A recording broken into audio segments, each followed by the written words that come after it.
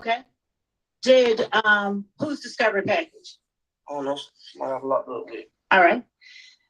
Did you tell the police that initially 30D and Cleveland Avenue didn't mess with one another? They didn't hang around one another. I don't know. And that they didn't start hanging with one another until Thugs started pushing with Wood. I don't know.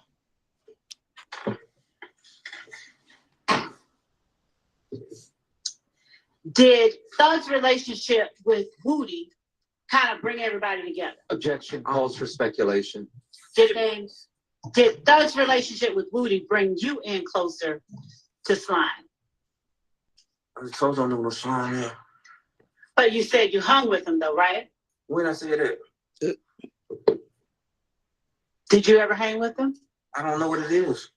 Okay. Did you ever hang or tell the police that you hung with him? I don't know what that is. Did you tell the police that Thug starting to push it with Woody is what caused you to start hanging around Slime?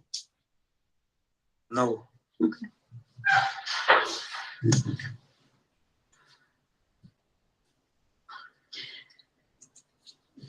Tell the jury how it is that you and Woody got close.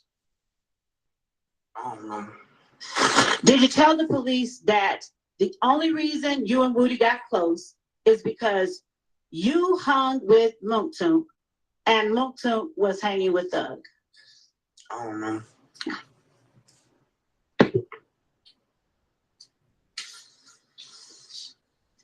Now, do you remember telling the police, or had you all ever had a problem with Mechanicsville? And by you all, I mean Slime, YSL, any of the people that you said earlier you're close with. Had you all ever had a problem with Mechanicsville? Who I said I was close with earlier? Let's start with Slime. Did Slime ever have a problem with Mechanicsville? What is slime? Did YSL ever have a problem with Mechanicsville? I don't know. Did you tell the police, we've never had a problem with Mechanicsville? When have I ever told the police I was slime? Did you tell the police that we have never had a problem with Mechanicsville? When have I ever said I was slime? I'm going to ask you that question in a moment. Did you ever say to the police, we have never had a problem with Mechanicsville? I don't know.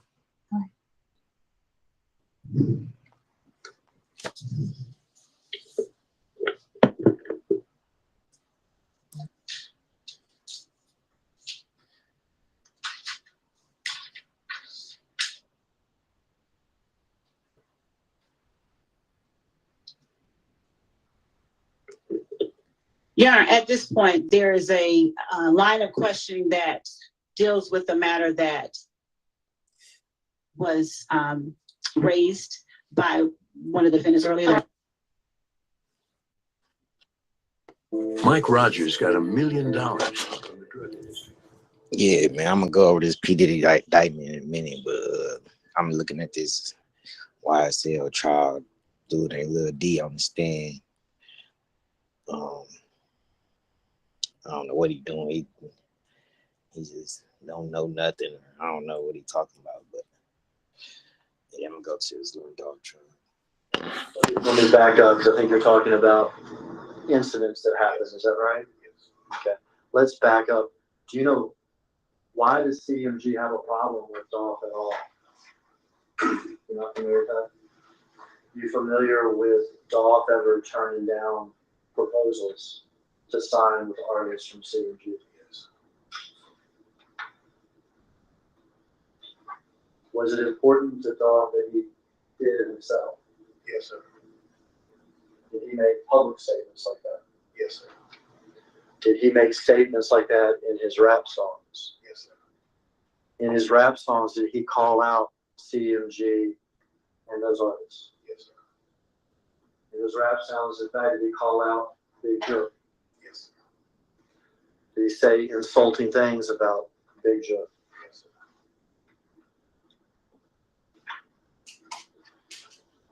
sir. Through the years, has that translated into some violence directed against Dolph? Yes, sir. You mentioned 2 incidents. Is that right? Yes, sir. To be clear, these are incidents that happened in the past, is that correct? Mr. Johnson, who's on trial now, was not part of it. Tell me quickly about those two incidents. 1 and 15, we was in Charlotte. What happened in Charlotte? We just came to the hotel. We was in the Sprinter.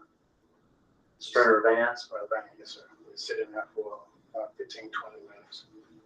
Ran upstairs.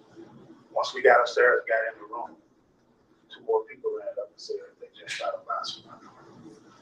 Bullet holes? A lot of them? Yes, sir. Dolph ended up even rapping about it? Yes,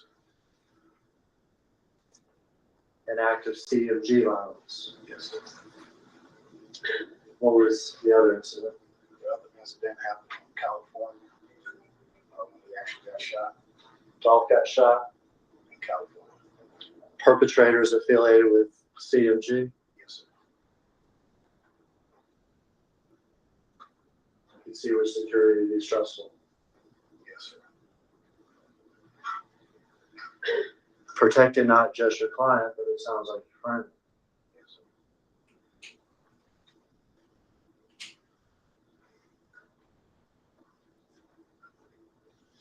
It's just a little piece of paper. Defense counsel saying this. We just passed this for a judge. To the witness. That emblem on that, you familiar with that? Yes, sir. Is that CMG? Yes, sir. No, if we just offer that, yeah, evidence to say next somebody says it. Okay.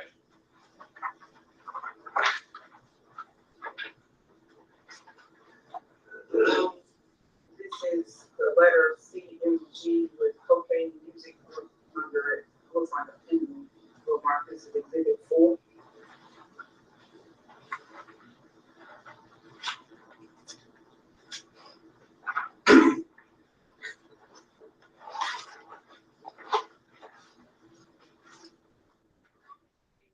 There, Ms. Love.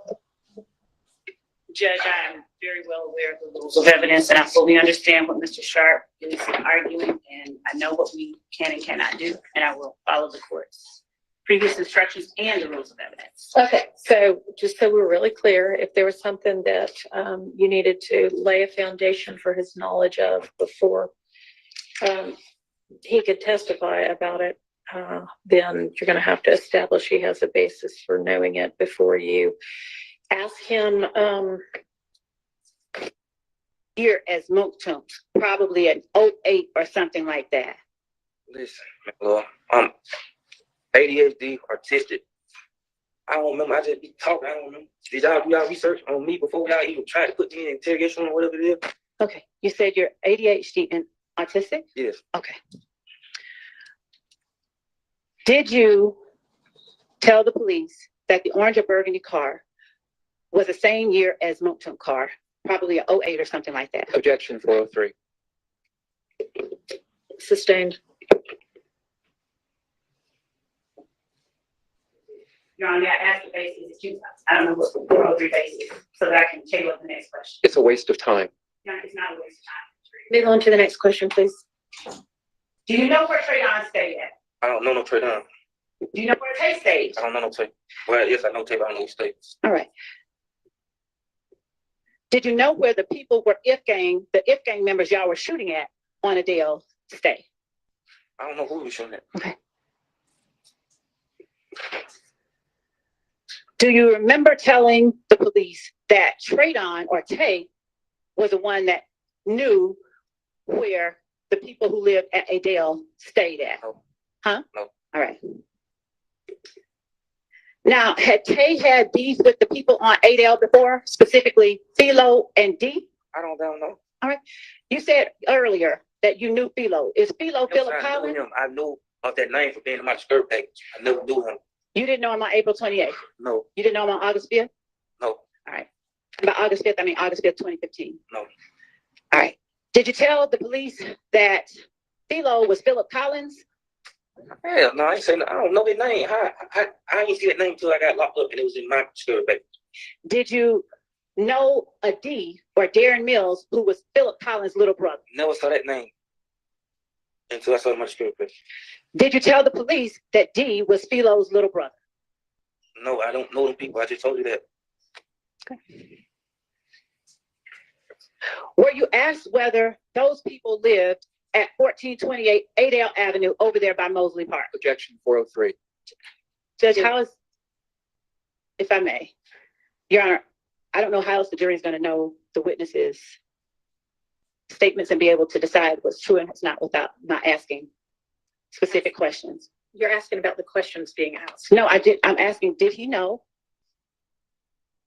that Philo and D stayed over there? And I understand, I'll change and I'll rephrase. Okay. Did you know that Philo and D stayed on 1428 Adele Avenue over by Mosley Park? I don't know where they stay.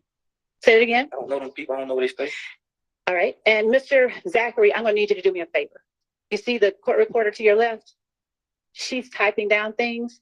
And if you start talking before I finish asking questions, she can't get it down. So can you let me finish asking the question before you answer, please? She asked me the same questions. I understand. They tripped me up, but tricked me. You know that. I don't want to. Can you do that for me? All right. Thank you. All right. So was your answer, you did not know that Philo and D lived on 1428 Yes, Adele I Avenue? know. You're doing it again, Mr. Zachary. Can you let me No, finish? maybe you did. Autistic. Okay. Mr. Zachary, the jury has to hear this information. Yeah, like I can control this. You can, can't you? No. Okay. Do you know where Mosley Park is? No. Okay. Did you know that D was Philo's little brother? No. How did you get involved in that mix since you weren't at the club? When D, little D, that is Demekion, got jumped. How'd you get involved in that mix? That cell phone information isn't going to be able to pinpoint where they are or where these phones are. I never told who shot at something. I don't know nobody who shot. I didn't know she got shot at. Is that when you got involved, when you learned that she got shot at? Yes. All right. And where did they shoot The at? car was locked. You're going to hear that they did fingerprint analysis on the car. Cornelia Smith's prints are on the car. Another individual named Kristen Gardner on the car. Another gentleman named Trey Ingram on the car. You know whose fingerprints aren't on the car? Justin Johnson. And if it was wiped and then moved and wiped, as the state suggests, then how are their prints on? You're going to hear that they did touch DNA, right? So lucky. It's not 1981 anymore. We got touch DNA now.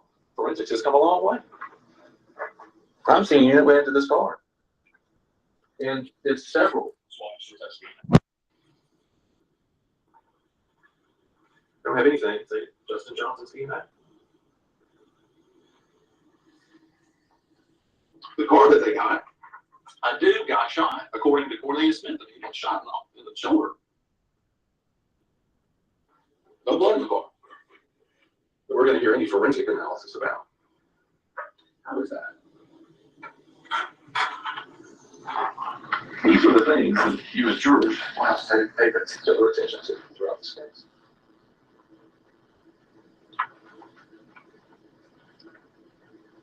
The shame of it is that people like Joanne Cornelia Smith, you get an opportunity to kind of lie to your two-face. That's a shame. And they would. The judge instructed you earlier some of the things to be mindful of on credibility. So they appeared particularly honest. And then there becomes one really important. To what degree does what Cornelia is saying differ from what your fan is saying? Pay attention to that. Why is it different? The truth is one thing, right? One thing. And I'm not talking about inconsequential facts. I'm talking about this was a horrible thing that happened to Dolph and his family. It wasn't just every day. So why are they telling different stories? So we talked about this in Board Ironson. The idea of keeping an open mind. I'm going to ask you again to do that. To hold any judgment or consideration on that issue until you've heard everything. And remember, I completely agree. This is a business this week. This is justice. And as we talked about in Board Iron, your job is to beat out justice in this case. Absolutely. A life was lost. Absolutely.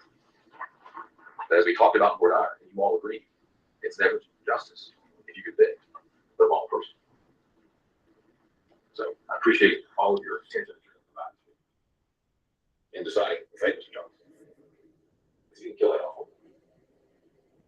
And he shouldn't Yeah, be it's the left. testimony of That's a fault. defense for the dude. The same called Eric Ladies and gentlemen, while we're waiting on this first witness to come in, make sure your phones are turned off, please.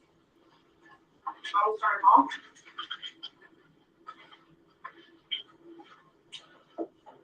If anyone feels like that they're not being able to handle emotionally testimony, as they might see, I ask you to please remove yourself. There will be no outbursts. Declare a permanent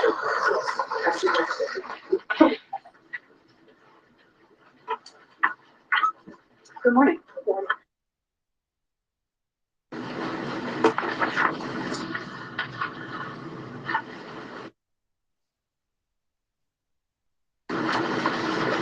Okay. Ms. Thornton.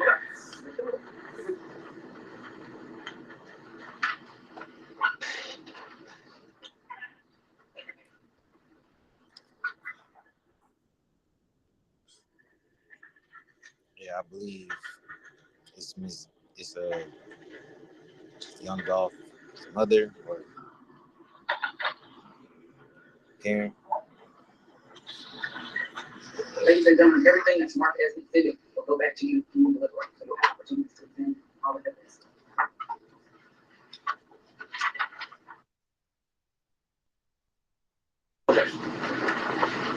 So before you do that, ladies and gentlemen, what you've been ready to read to you, what you just said is a stipulation between the parties. The parties have chosen to, in order to keep witnesses from having to testify about certain events and things, the parties can stipulate to those facts. So you might hear a few stipulations throughout, and those will be also entered into evidence, and you'll go back, it will go back into us. The parties in this matter, the state of Tennessee, represented by Paula Hagerman and Iris Williams, and the defendant Justin Johnson, represented by Luke Evans, respectively, have agreed to the following. The victim in this case is Adolph Thornton Jr. He was a living person and is now deceased. Adolph Thornton Jr. was, as you will hear in later testimony, the same person that autopsy 2021-2619 was performed upon. These facts agreed to by the parties and may be accepted as true without the need for witness or further proof. This is a stipulation made in all homicide cases so that the family members of the victim do not have to view autopsy pictures of the victim. It is so stipulated and approved by the court. And Your Honor, at this time, I request that the stipulation be entered into evidence and marked as a next number exhibit. Okay.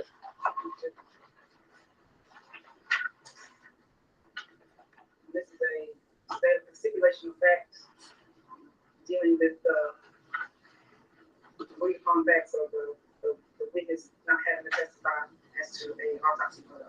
Some all parties who want to defend two.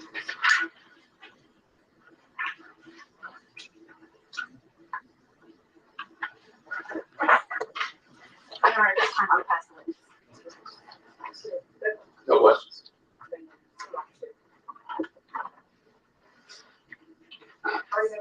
Raul Hopkins.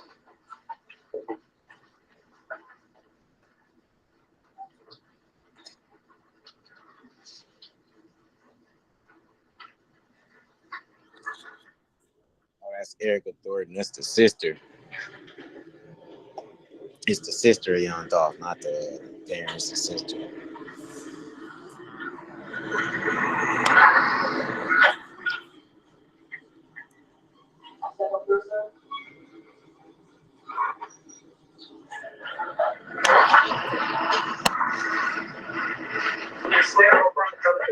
Yes.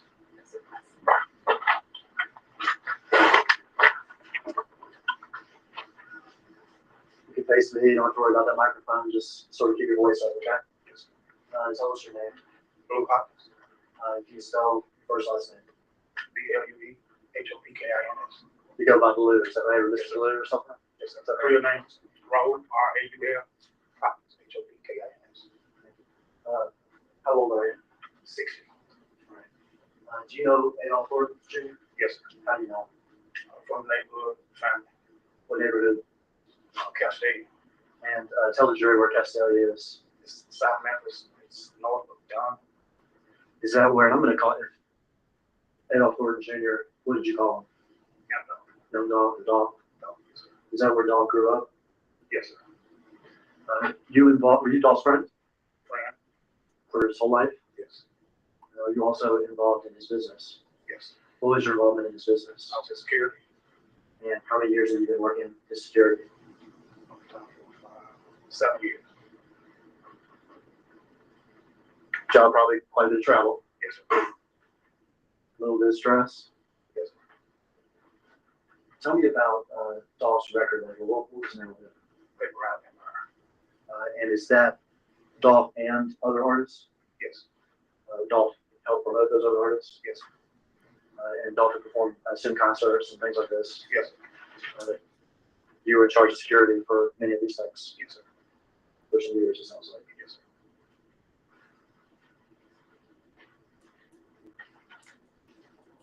Let me pass you this photograph.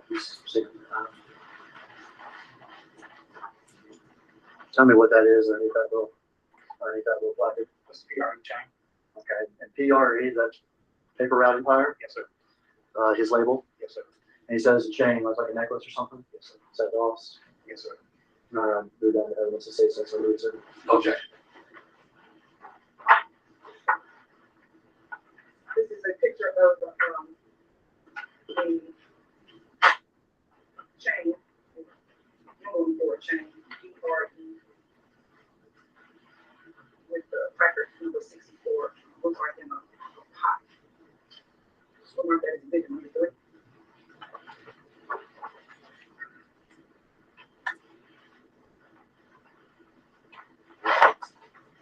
You familiar with a rival rap label?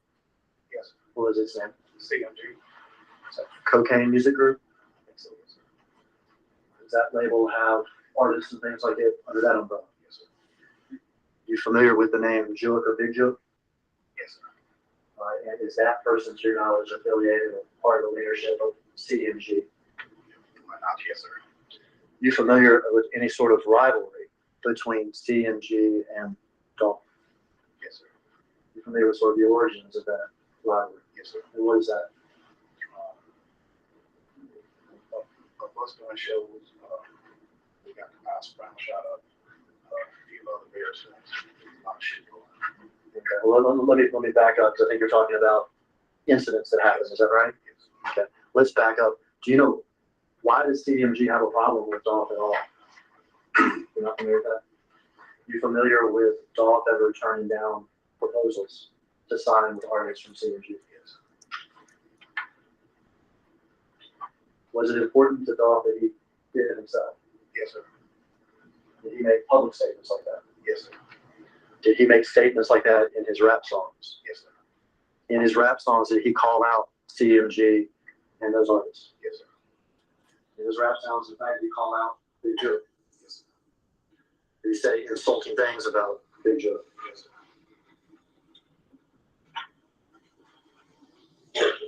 Through the years, has that translated into some violence directed against Dolph? Yes, sir. You mentioned 2 incidents. Is that right? Yes, sir. To be clear, these are incidents that happened in the past. Is that correct? Yes, sir. Mr. Johnson, who's on trial now, was not part of it. Yes, sir. Tell me quickly about those 2 incidents. 1 in 15 was in Charlotte. What happened in Charlotte? We just came to the hotel. We was in a Sprinter. Sprinter van? Sprinter van, yes, sir. We was sitting there for about 15, 20 minutes. Ran upstairs. Once we got upstairs, got in the room, 2 more people ran up the stairs. They just shot up my Sprinter. Bullet holes? A lot of them? Yes, sir. Dolph ended up even rapping about it? Yes, sir. An act of CMG violence. Yes, sir. What was the other incident? The other incident happened in California. When he actually got shot Dolph got shot? in California. Perpetrators affiliated with CMG? Yes, sir. I can see where security would be stressful. Yes, sir. Protecting not just your client, but it sounds like your friend. Yes, sir.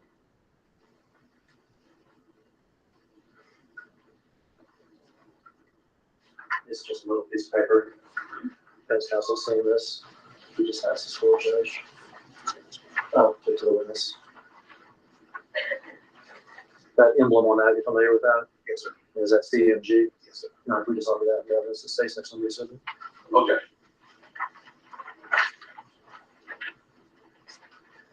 This is the letter CMG with cocaine music under it. Looks like a penguin. Will mark this as exhibit 4.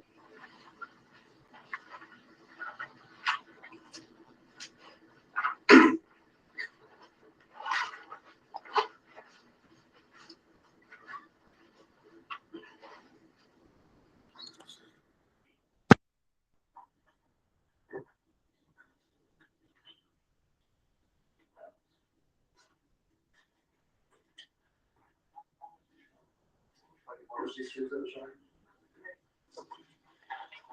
is exhibit 3 and 4 for the record. Thank you. It's just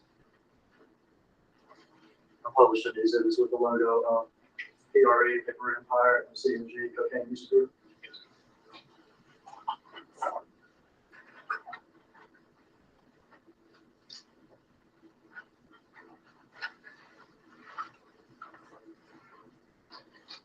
Have Mr. Blue identify some people real quick in the video itself. Your Honor, if you could stop it for a second. I've spoken with defense counsel, and this video will go ahead and admit into evidence. I think we need to mark it right now. It's on the flash drive. Don't want to mark it right now? I don't think we need, but we can view it if there's questions, and then we can mark it after he testifies rather than having to load everything back up. That's fine. We'll watch a little bit of this, okay? Sure.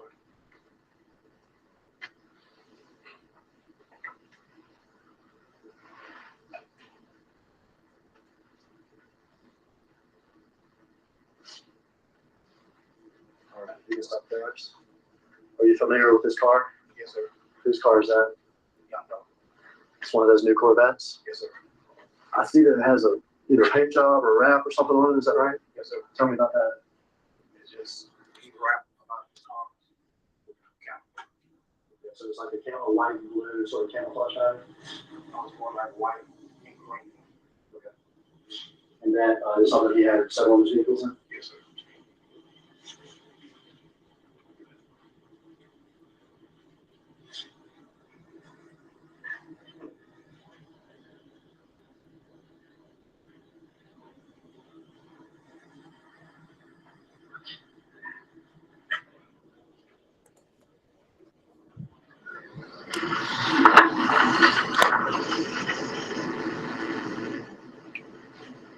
All right, you stop it there, Russ. Who is that? Yes, Young Dolph. All right. And who is that? Yes, sir, brother. Is his brother's name Marcus? Do you know Marcus? Yes, sir. Has this man had a significant impact on Marcus? Yes, sir. Did Marcus sometimes help with Dolph security? Yes, sir. Let's go to the side video so we can see it on this side.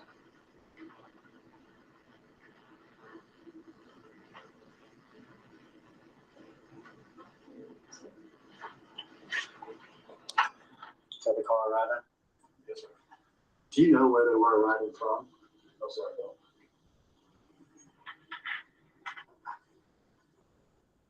Do you know if Dolph had been at Makita's before? Yes, sir.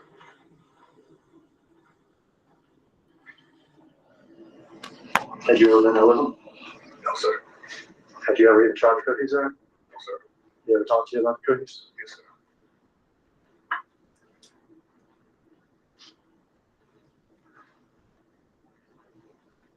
Say off. The chain around his neck. Is that the PRE chain? Yes, sir. The one that we saw in the exhibit. Yes, sir. And this Marcus behind him. Yes, sir.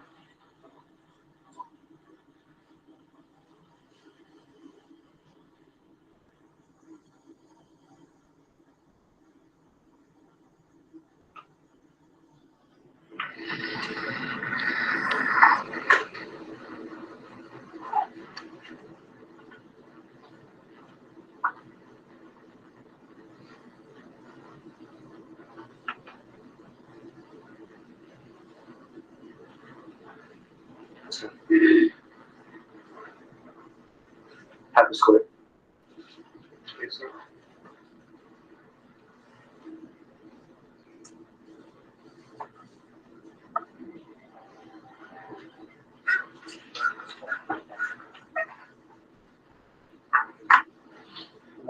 Last Mark is just evidence later on.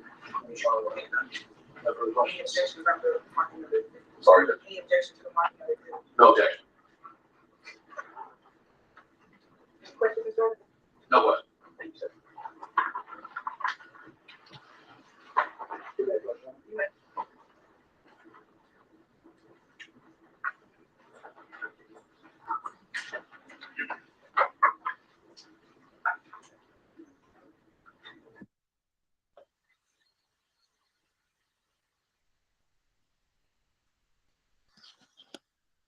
Yeah, I don't know what they talking about. Let me go back to this. It's a lot of static, so ain't they ain't really saying nothing right now. But they was basically showing the security guard, asking security guards some questions. Asking the defense some questions. The lawyer that's representing Johnson.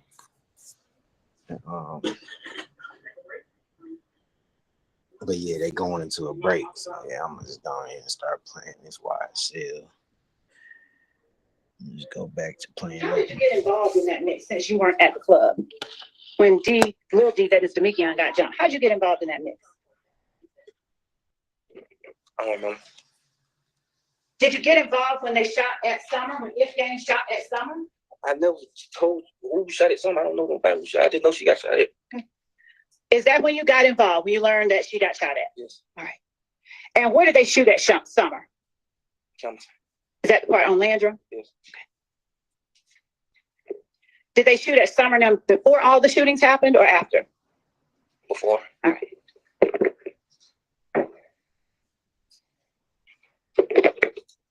Was Summer at Landrum Arms with Alexis and Tay at the time that they shot at them? I don't know. Did you tell police they were? I don't know. Right. Were Summer, Alexis, and Tay in a car together? I don't know. Okay. Were you asked about them being in a car together? I don't know. Did you clarify for the police that Summer wasn't with Tay, she was with Alexis? I don't know. Did you clarify that Tay hadn't gotten there yet? I don't remember. Okay.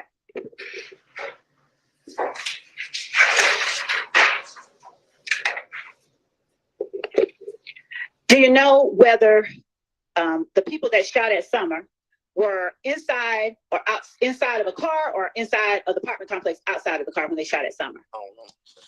Do you remember telling the police that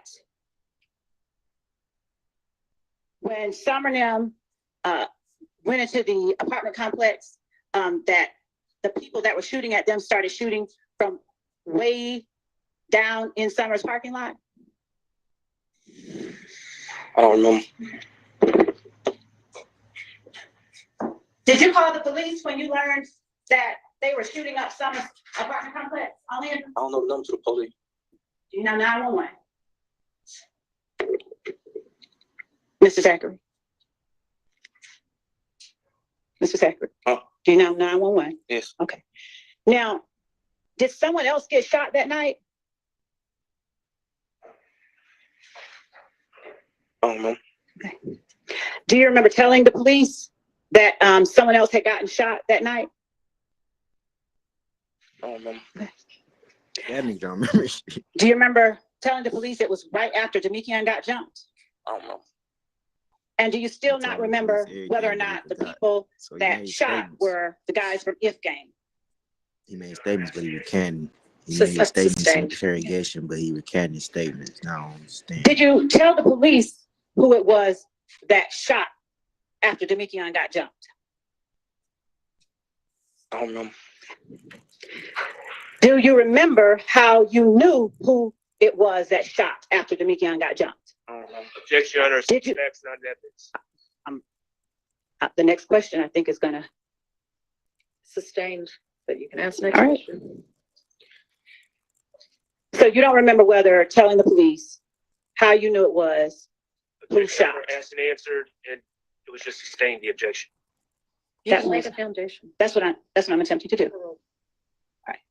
So you don't remember telling the police how you knew it was who was shooting at Summer now? No, I don't know. Do you remember telling them that Summer saw the car that they were in? I don't know. Do you remember what car they were in? I don't know. Do you remember what car you believed they were in? I don't know. Do you remember telling the police it was a gray Charger? I don't know. Do you know at this time who drives or who drove a gray Charger on April 28, 2015? I don't know. I don't remember. Do you remember telling the police who drove a gray Charger during that time on April 28, 2015? How can I tell them who driving if I wasn't? Yes or no? Can you answer the question? Do you remember telling the police who drove a gray Charger Objection 403. on just getting to how he knows who shot whom and why steps were taken afterwards, and the fact that it was an alleged gift gang and rival gang is very relevant and not cumulative. Sustained, overruled. Who is sustained? The speaking objection is sustained and the other one is overruled. Okay, so you can answer. Do you remember telling the police who it was that drives a gray Charger on April 28, 2015? No. Do you remember telling the police that that boy Philo and his name D, Philo's little brother, drove that car? Philo and D. No. Do you remember telling Detective Gaither that the gray Charger was Philo's little brother's car? No. Now, do you know Denise Bell? No. Have you ever heard of Denise Bell as it relates to, are you typing something on the computer? Mr. Zachary, No. what you typing on the computer? I don't know. Judge? Computer alone, don't touch it.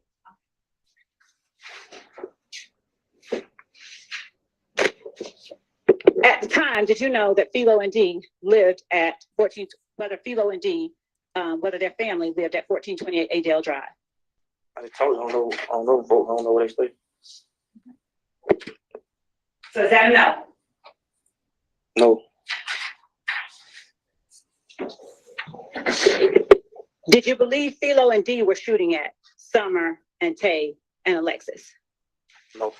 Did you tell the police that Philo and Dee were shooting at Summer and Tay and Alexis on April 28, 2015, while you were in that August 5th, 2015 interview? No. Was anyone else, as you sit here today, with Philo and Dee when they were shooting at Summer, Tay, and Alexis? I never told you I saw who shot it on Summer and Alexis. Okay. Do you remember telling, after being asked, was anyone else with Philo and Dee, do you remember telling the police Stewie, the name Stewie, S-T-E-W-I-E? No. Do you remember telling them also a boy named Spaz, S-P-A-Z? No. Do you remember telling them that all four of them were in the car and then they shoot at them? All four being Philo, Dee, Stewie, and Spaz. Make it make sense. If I didn't see the car, how can I know who shot it?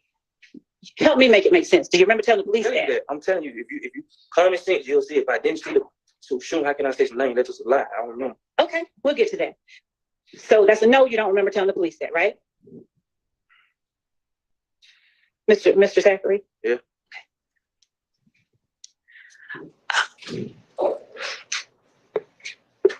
Did Summer come home and wake you up after Philo, Stewie, Spaz, and Dee shot her up? You keep saying them names. I don't know who shot her up. Did you tell the police that Summer came and woke you up after that?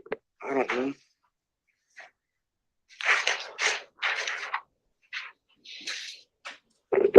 Did you call Moncton after getting a call from Summer about a shooting by those four guys?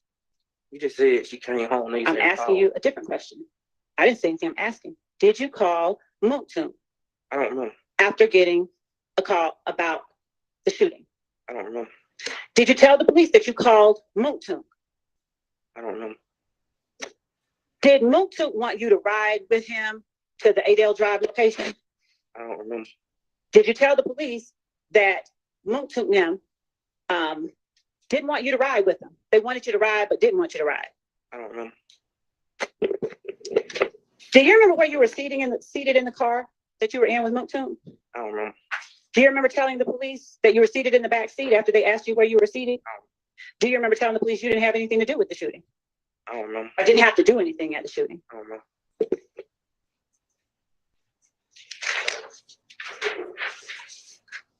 Tell the jury, please, Mr. Zachary, who was sitting where in the car you were in? I don't know. You don't remember? Do you remember who was driving? I don't know.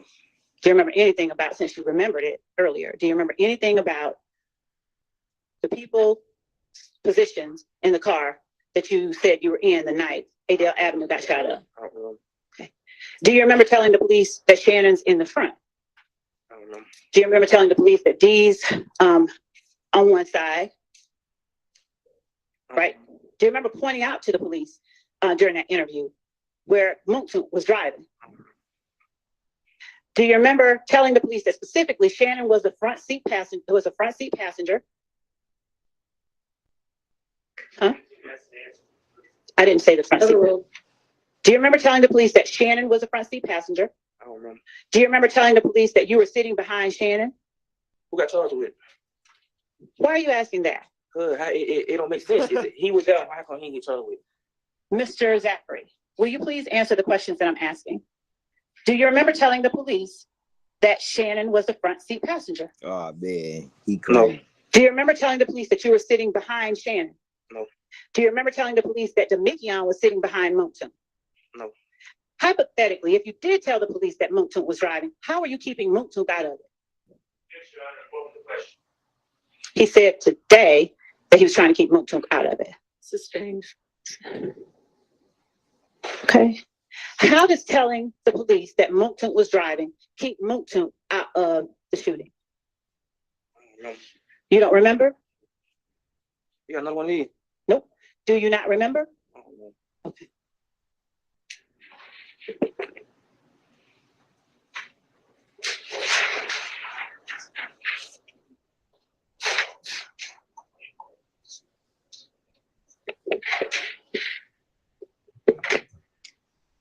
Who drove that, or who owned that orange other car, that orange or burgundy car that you now say you don't recall talking knowing about? I ain't saying I don't recall. I said I don't remember. It's different. I don't remember. I don't remember.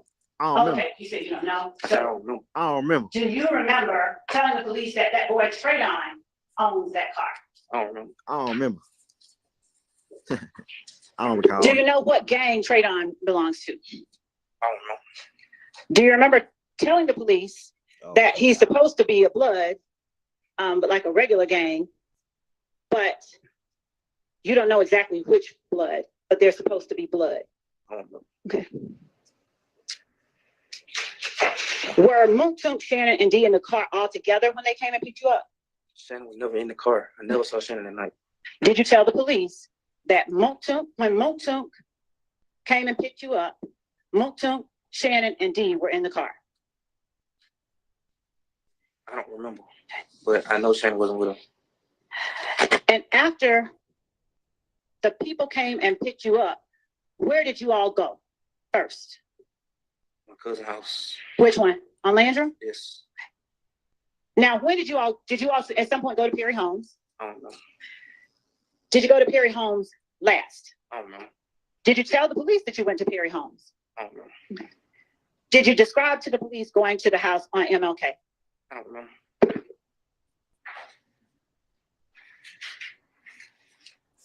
Are you not remembering because you see any people that you know out in the courtroom that you care about?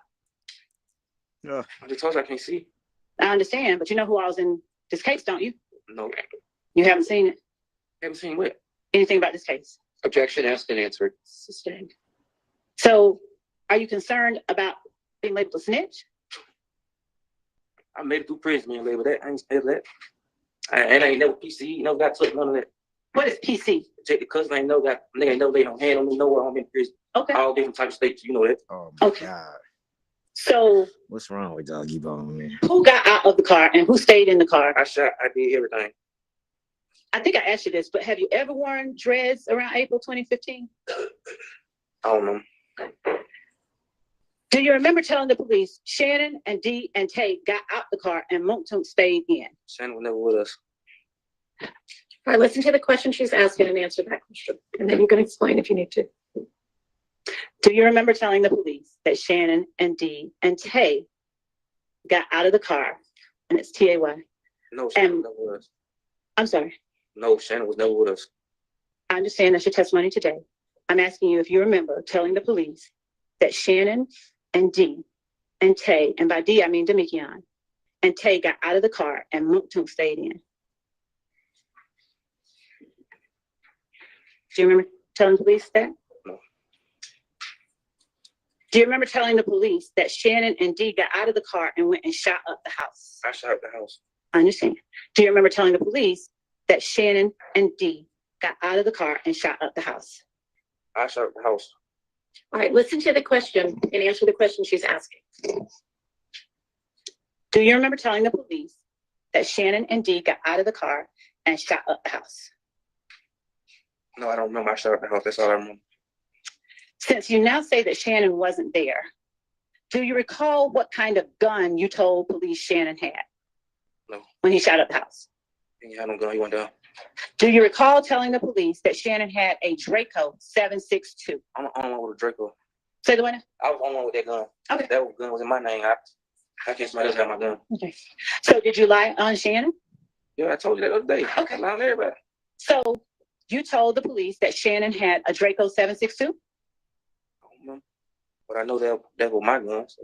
Did you know where the police or where that gun was on August 5th, 2015? I don't remember. Okay. Did you know whose gun? You're now saying that it was your gun, but at the time you talked to the police, did you know whose gun it was? I don't know. Do you remember telling the police that Shannon already had the gun? Shannon was never with us. I hear you today. I'm asking you if you remember telling the police that Shannon already had the gun. No. Do you remember telling the police that it was a chopper? Helicopter? Is that the only thing you know is a chopper? Yes.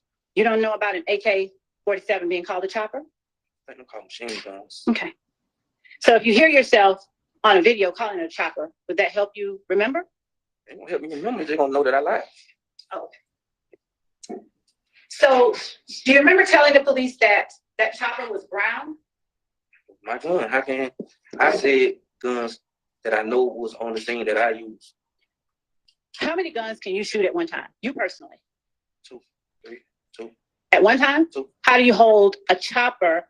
How do you hold a 7.62 and a 7.23 and shoot them both at the same time? Easy. How? Easy. Show the jury. I ain't showing no jury that, man. Your Honor, would the court please instruct the witness to show the jury? You're saying you can do it, so show the jury how it will be done. I don't know how to do it.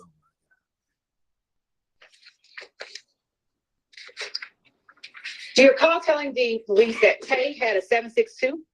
Because I knew that only one had 7.62. I knew that they know I had 7.62 in my name. Did your gun look like a big old deer gun? I don't remember. Did you tell the police that Tay's gun looked like a big old deer gun? I don't remember.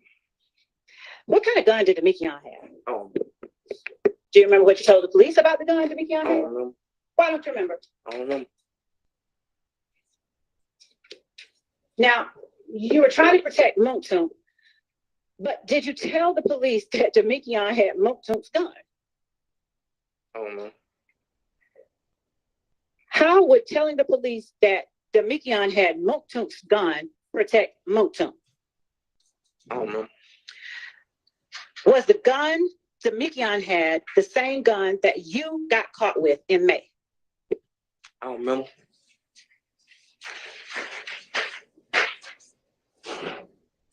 Did you tell the police that the gun you got caught with in May belonged to Mooktoon? Nope. Did you tell the police that on April 28, 2015, Demikion had that gun? I don't remember. Okay.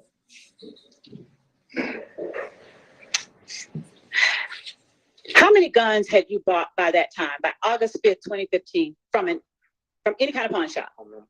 Had you bought any from Arrowhead Pawn Shop? I don't remember. Do you remember the police asking you about buying 3 or 4 firearms? Objection 403. Sustained. Do you remember talking about buying 3 or 4 firearms? Objection 403. Sustained. Judge okay. Did Woody trick you out of those guns? No. Did you tell the police that Woody tricked you out of those guns? I don't know. Did the police show you yourself in Arrowhead Pawn Shop buying those guns? I don't know. Did Traydon shoot any guns? I don't know no Trey Dunn. What now? I don't know no Trey Dunn. Did Tay shoot any guns? One might have dealt with me. What now? He wasn't there. Do you remember telling the police, nah, Traydon did not shoot any guns because he was driving? I don't know. Did only you and the driver stay in the car? I got out and shot. Did you tell the police that you and the driver stayed in the car? I don't know. Now, where did you all park when y'all got to the house on Adele Drive? I don't know. Did you tell the police that you and Moonton parked way back and Taynam got close to the house, like the front driveway or something? Do you recall whether they shot the house or whether they shot people? I don't know. Okay. Do you remember saying last week that you saw people running into the house and you had followed the car? Was it dark or light when you all got to the Adele house, Adele Drive house? I don't know. Did you all go to Perry Homes after Adele Drive? I don't know. Did you tell the police that after Taynam shot at the Adele Drive house that you all went to Perry Homes? So you never shot at no house. I don't remember nothing else. Okay. Did you tell the police that after Taynam shot at the house, y'all went to Perry Homes? I don't know. Now, did you know anybody that lived at Perry Homes? I don't know. Did you tell the police that you knew that Philo's girl lived at Perry Homes? I don't know. That Philo's baby mama lives at Perry Homes? I don't remember nobody no sucker. What now? I don't remember nobody but me. And Moonton, right? I just know about me. Okay.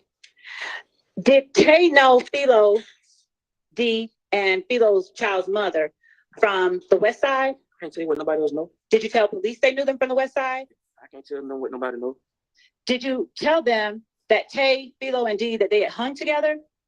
They let me tell them what somebody else know. I'm sorry, what? They let me tell them what somebody else know. Are you asking or telling me? Ask me. I can't answer questions, only you can. Did you tell the police that? I don't know. Okay. Do you know whether Tay, Philo, and D were beefing before? I don't know. Is Tay slime? I don't know. What is slime? I don't know.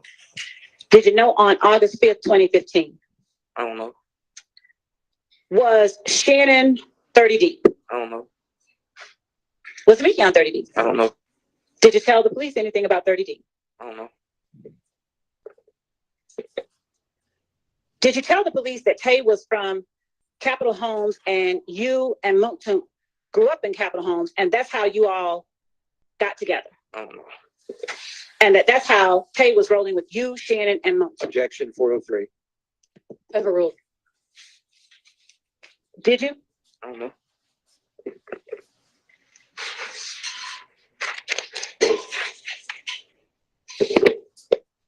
So you don't remember whether you told the police if Tay was originally from Capitol I don't Homes? know. Who is Big Boo, if you know? I don't like talking about deceased people. You don't like talking about what, sir? Deceased people. Deceased people? Okay. I'm not gonna make you talk about him much, but do you know his real name? Yes. What is it, please? Clint Porter. All right. Clint Porter. This is it. I need you. Yeah. And when you say he's deceased, just the year, when was he deceased? What year? Yes, sir. I don't know. I was locked up. Okay. Now, did Tay used to hang with Big Boo?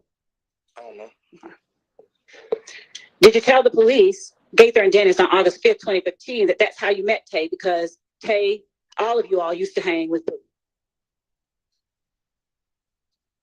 You just said all grew up together type of home. Did you tell the police that you all used to hang with Boo? You, Tay, Shannon. I don't know. Okay. Did you go to get some bullets the night of April 28th, 2015? I don't know. Did you go to get bullets before you went to Perry Homes? I don't know. Did you tell the police that you had gone to get bullets before you went to Perry Homes? I don't know.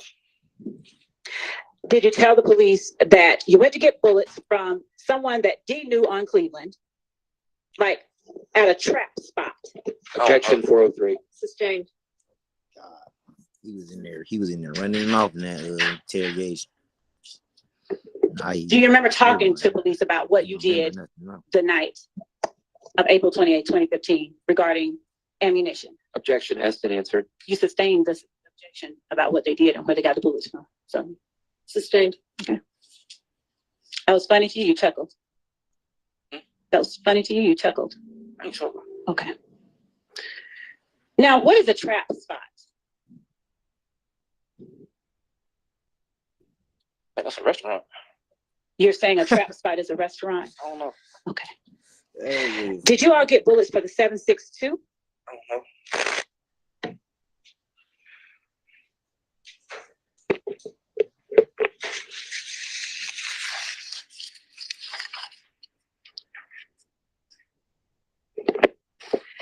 Did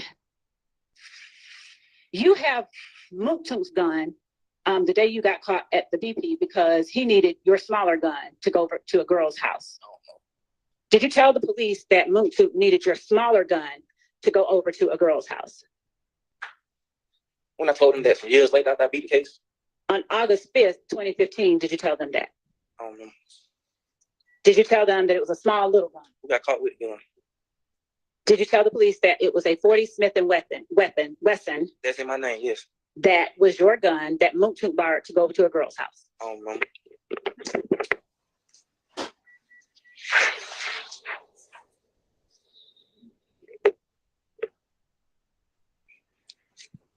Did you buy that 40 Smith & Wesson a day or two before you got locked up? I don't know. Did you tell the police you did? I don't know.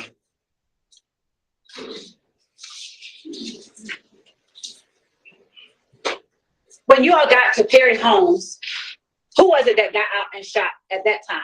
I don't know. Did Tay, D, and Shannon get out and shoot at Perry Homes? Who? Tay, D, and Shannon. Only person was there with me and Glenn. So is that a no? I never saw Shannon that day or her next day. Would you answer whether that's a no? When I ask you, did Tay, D, and Shannon? He trying to put people there who want I'm trying to just ask you a question. Did Tay, D, and Shannon get out and shoot at Perry Homes? No. Okay. Did you tell the police that Tay, D, and Shannon got out and shot at Perry Homes? I don't remember.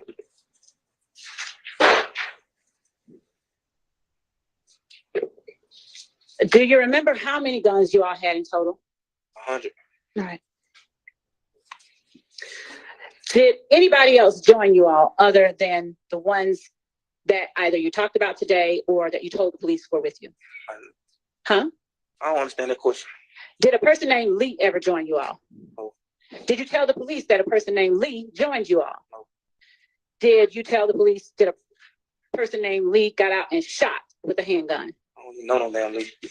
You don't know a handgun? I don't know a Lee. Okay.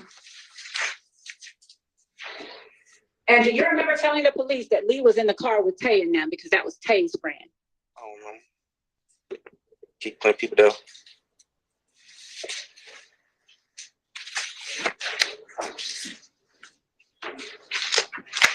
Did you get dropped off at Sylvan Road after all this happened? I don't know. Did you get dropped off at a Chevron by 166? I don't know. Did you tell the police that you got dropped off I don't know. on Sylvan Road at the Chevron by 166? Objection 403. Sustained.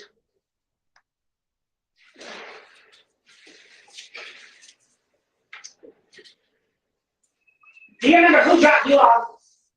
You did. After, okay, I did. Yeah. Did you tell the police I did? No, I ain't want to know we messing around. Okay, you did. Okay. Now, did you tell the police that Summer's cousin dropped you all off at the house? No. Was Summer scared to go back to her house? Objection. Calls for speculation. Your Honor, he explains what he did with Shannon? Establish a basis and we can ask it. I'm sorry, I couldn't hear you.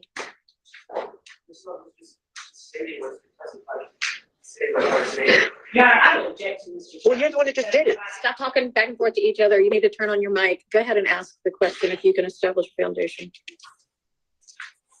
Did Summer have her own car when you got dropped off at the Chevron by 166? Why you keep asking about another female? Just answer the question. I don't know. I don't know.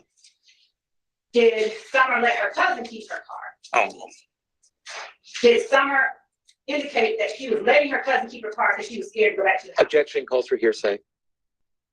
Sustained.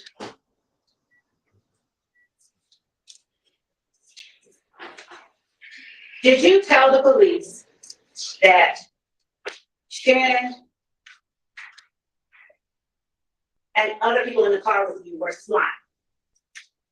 I ain't ever saying that like that. You never said anything like that? No, Okay, is Shannon slime? no. Was Mooktoon slime?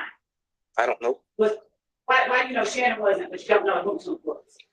Shannon ain't grow up with us. What does that have to do with him being slime? A lot. Please tell us how. Your Honor, with the court, please instruct me. Answer the question. I don't know, young. So, who else was slime? You? Were you slime? No. What did you have to do to be slime? I don't even know what the hell slime is. Since you say you don't know what it is, did you know on August 5th, 2015 what slime is? I don't know. Did you tell the police that they call themselves slime because they be stealing stuff? Who are they? The people who call themselves slime. I don't know who called themselves slime. Okay. But did you tell the police, quote, they call themselves slime because they be stealing stuff? If I told them that means I had to know who was slime. I don't know who slime. Would you just answer the question? I don't remember when I was in prison. I feel it hit my head. Okay. Did you tell the police being slime is like, you and me are cool, right? And you got a girl or something. And you leave out the room and I try and talk to her. I try and talk to your girl. I said that. Objection 403. It's a description. Overruled.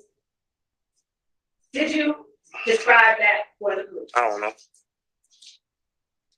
Did you tell the police slime means there are no rules, basically? I don't know. Did you tell the police, like, I slime that went in is a proper way to use slime?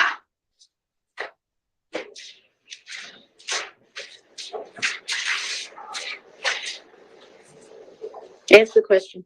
I'm thinking, young. No. Okay. Did you tell the police that if you were cool with someone, you could rob them and it would be like you just slimed them? I don't know.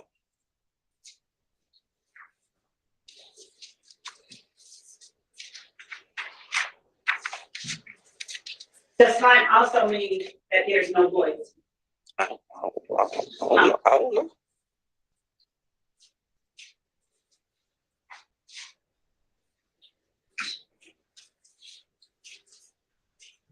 Why were you ever slime? Is a better question.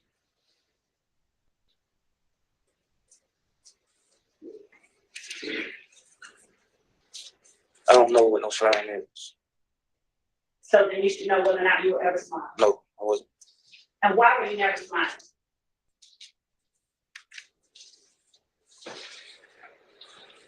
I don't know. Did you tell the police that they would never let you get in? I don't know.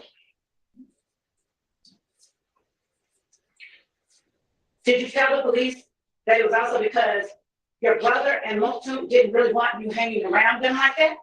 See, that me there I go. Trying to make Mooktoon look good again. I don't know. Okay, so you did tell the police that? I don't know. Did you tell the police that, let me ask you this, do you have a brother named Tay? Why you gonna speak on my brother? The brother that hung with Mooktoon, My brother ain't never hung on Mooktoon. the brother that didn't want you hanging around slime. Oh yeah, what the hell is slime? Why you gonna keep talking about my brother? I just told you that.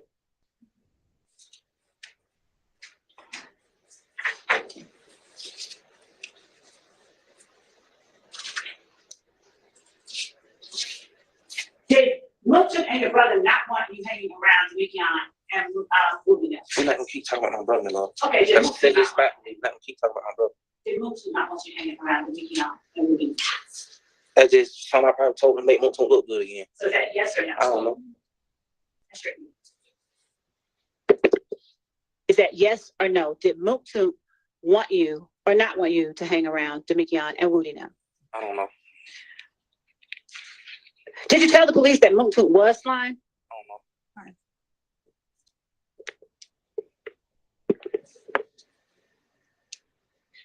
Do you know how or if 30 Deep and Cleveland Avenue linked up?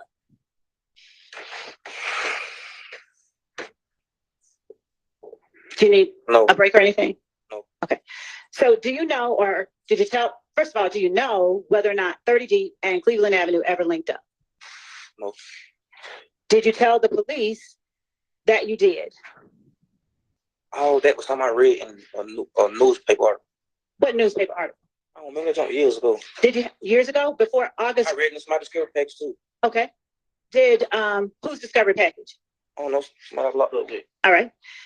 Did you tell the police that initially 30 Deep and Cleveland Avenue didn't mess with one another? They didn't hang around one another. I don't know. And that they didn't start hanging with one another until Thug started pushing with Woody. I don't know.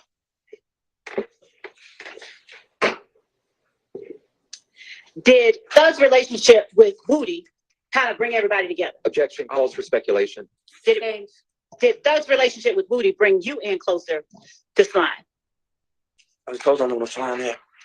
But you said you hung with him though, right? When I said that, Did you ever hang with him? I don't know what it is. Okay. Did you ever hang or tell the police that you hung with him? I don't know what it is. Did you tell the police that Thug starting to push it with Woody is what caused you to start hanging around Slime? No.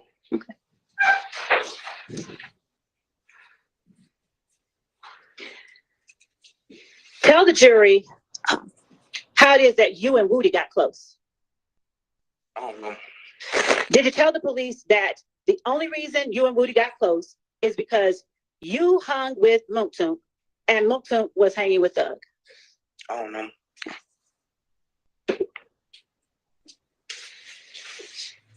Now, do you remember telling the police, or had you all ever had a problem with Mechanicsville? And by you all, I mean Slime, YSL, any of the people that you said earlier you're close with. Had you all ever had a problem with Mechanicsville? Who I said I was close with earlier? Let's start with Slime. Did Slime ever have a problem with Mechanicsville? What is slime? Did YSL ever have a problem with Mechanicsville? I don't know. Did you tell the police, we've never had a problem with Mechanicsville?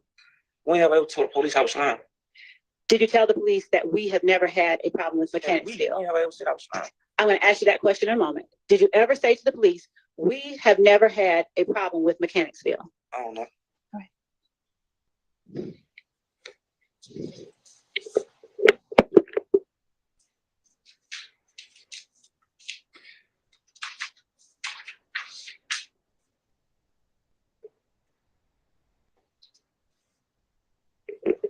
Your Honor, at this point, there is a line of questioning that deals with the matter that was raised by one of the defendants earlier. All right, let's take our lunch break and we can sort it out over lunch. So y'all be back here at 1:30, please.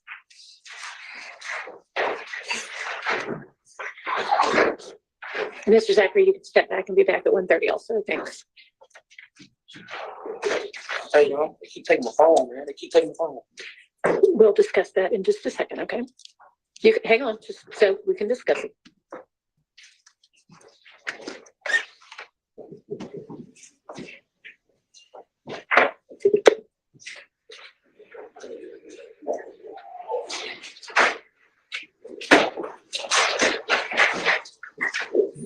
Y'all have his phone with, is his phone around somewhere? You can let him use it in, as long as supervised, yes. What you do always supervise? Somebody else is gonna be in the room with you. What, I'm on a risk? No, So what? Like, I said that phone. you're in the middle of testifying when, so those are gonna be the conditions, but you can use I it. ain't never agreed to no conditions. It doesn't really matter whether you agree to it or not. Yeah, I violate all my rights. You can step down.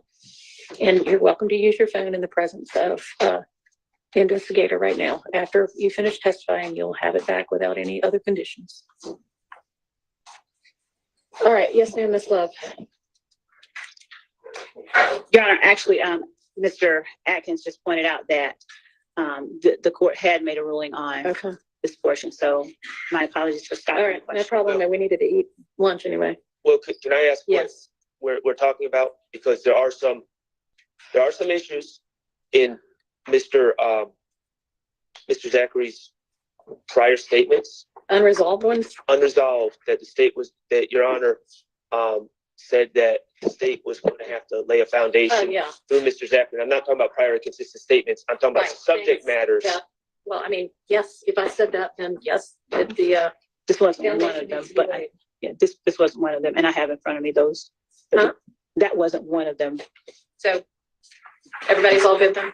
I mean, the state is, Your Honor. Okay. All right. Okay, I'm sorry, if there's no foundation laid for someone to have firsthand knowledge or admissible knowledge of something, that would mean the state and Ms. Love cannot get up there and start asking leading questions. Didn't you say, because that would defeat the whole purpose of us litigating it prior. Do you understand what you mean there, Ms. Love? Judge, I am very well aware of the rules of evidence, and I fully understand what Mr. Sharp is arguing, and I know what we can and cannot do, and I will follow the court's previous instructions and the rules of evidence. Okay, so just so we're really clear, if there was something that you needed to lay a foundation for his knowledge of before he could testify about it, then you're going to have to establish he has a basis for knowing it before you ask him. Do you remember telling the police that? Of course. All right. Yes. Your Honor, can you ask the state to direct me to where, that they had a good faith belief to ask the question to Mr. Zachary, that he told the police the name Philip Collins? I don't have that in my notes, and if it's in the transcript, I just missed it, or in the recording. Judge, I said Philo, and I asked him because everybody knows it's in all the information we've provided to the defense. And I think without looking back on prior testimony, at least one witness may have discussed the fact that Philip Collins was Philo, but I would confirm that. But Mr. Steele is very well aware that Philo is Philip Collins. That's in everything that we. Right, that's not what he is. He's saying, the good faith basis? Did you, yeah, that Zachary told the police that? Yes, I do. Okay. I can show it to him. I sure can. Okay. It is on page. Let me see.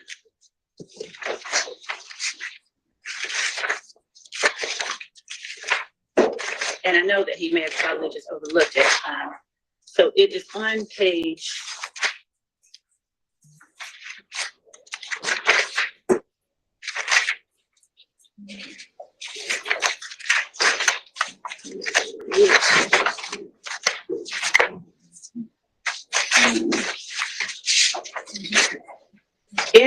As I'm looking for the transcript portion, I can tell you that in the interview where right before they start talking about going over to Harry Holmes,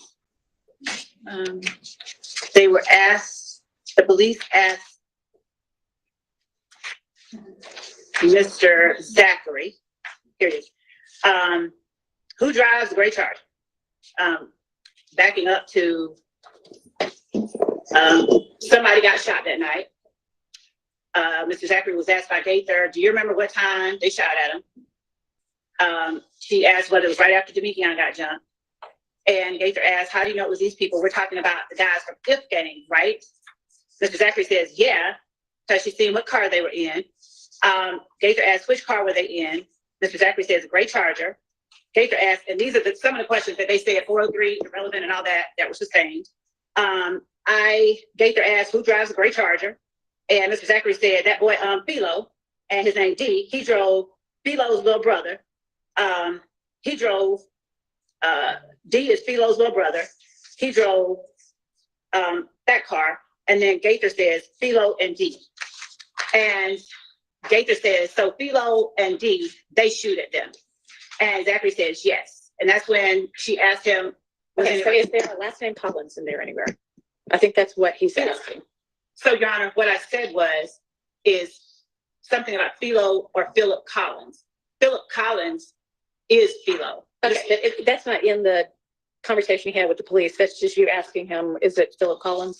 Yes, that's exactly right. And Your Honor, he asked what good faith basis I had for asking, and I'll tell you that when he said Philo and his little brother D, and we've heard testimony from one witness, I won't call it, she's a lay witness, who said that her sister's children were Darren and Philo or Philip Collins, and that Darren is younger than Philip Collins.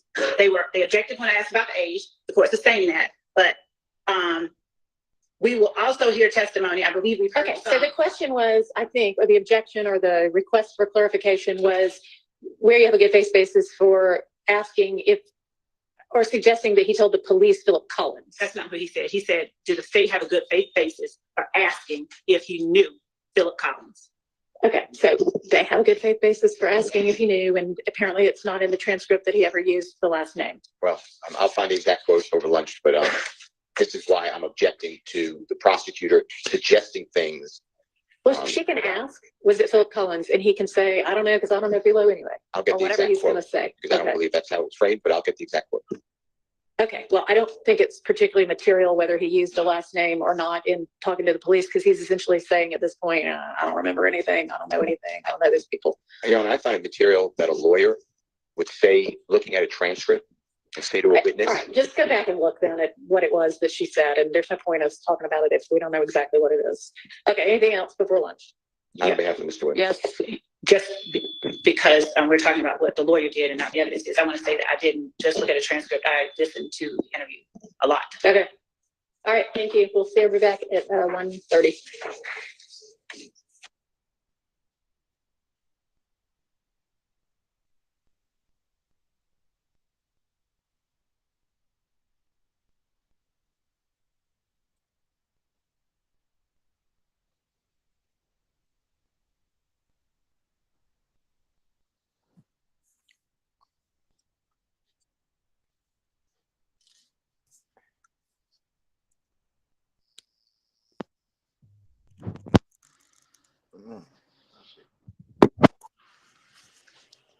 Yeah. That's one thing.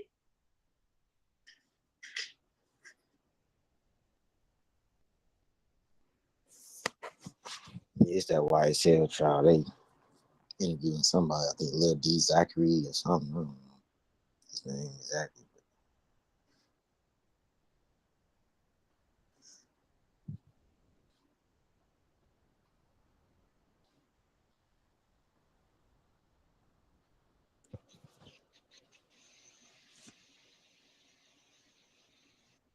And Your Honor, if I may provide to Mr. Adams.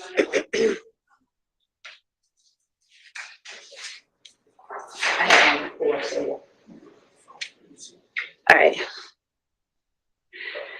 Page 17 of 23. At the bottom, and I don't want to go into all the court can see the other portion, but the district court's decision to exclude other crimes evidence, and this is not an other crimes evidence situation, but was grounded in the court's concern about the length of time it would take to present the evidence. And of course, the Court of Appeals said that the district court is, of course, vested with authority, broad authority to control the manner of trial and presentation of the evidence. Nevertheless, the subject to the district court's reasonable management of cases brought to the court for trial, the government too has a broad discretion to prosecute crimes. Although we sympathize with the district court's concern about the length and complexity of the trial, we agree with the government that the district court excluded the other crimes evidence without sufficiently considering the importance of the evidence to the government's case. Slow down just a tad. My apologies. While the government could easily prove the fraud and identity theft charges against Siegel without the other crimes evidence, the 1512A1 Charlie charge, as we have previously discussed, requires the government to prove that Siegel killed Watkins for the purpose of preventing Watkins or others from giving law enforcement officials information about the crimes she had committed. It goes on to talk about how intent is a difficult element to prove, but other crimes evidence is highly probative of his intent. And the district court in that case, unlike in this case, completely unlike in this case, excluded the evidence in its entirety, whether there was other evidence that could establish the elements necessary to prove it. So also, as it flows down into the next few sections, it talks about, down in section 5, to summarize, we conclude we've got jurisdiction over appeal. They found that the information was admissible, and they concluded that the court had erred by striking down all of the evidence. That is not what this court is doing, but the reason that I'm bringing this case before the court is mainly that the objection is being made that the evidence the state is presenting is either a waste of time or there's no relevance. There are 403 objections being made as we go through. One inmate was brutally murdered by his cellmate after a sheriff's deputy went missing from his assignment. He later resigned. For today, the sheriff's office is struggling with severe understaffing, with the jail currently 344 deputies short. So, did the sheriff's office lower its standards when it hired one deputy with a troubling past? Here's 7 investigator Ross Jones.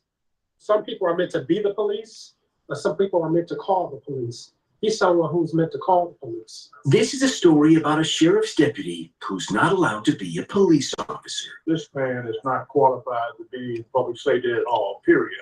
Until his latest job, Jamonte Horton had been fired or forced to resign from every law enforcement department he's worked for. Today, he wears a badge from the Wayne County Sheriff's Office. Jamonte Horton was hired less than 2 years ago by the Sheriff's Office. He came there after being rejected by the Detroit Police Department and the Macomb County Sheriff's Office, and failing the background checks with Farmington Hills Police and Waterford Police. Horton's problems began early in his career. While only a cadet with Wayne State Police, he showed up to a party with a loaded gun. After a fight broke out, Horton was shot and returned fire. He resigned in 2015 for his role in the shooting.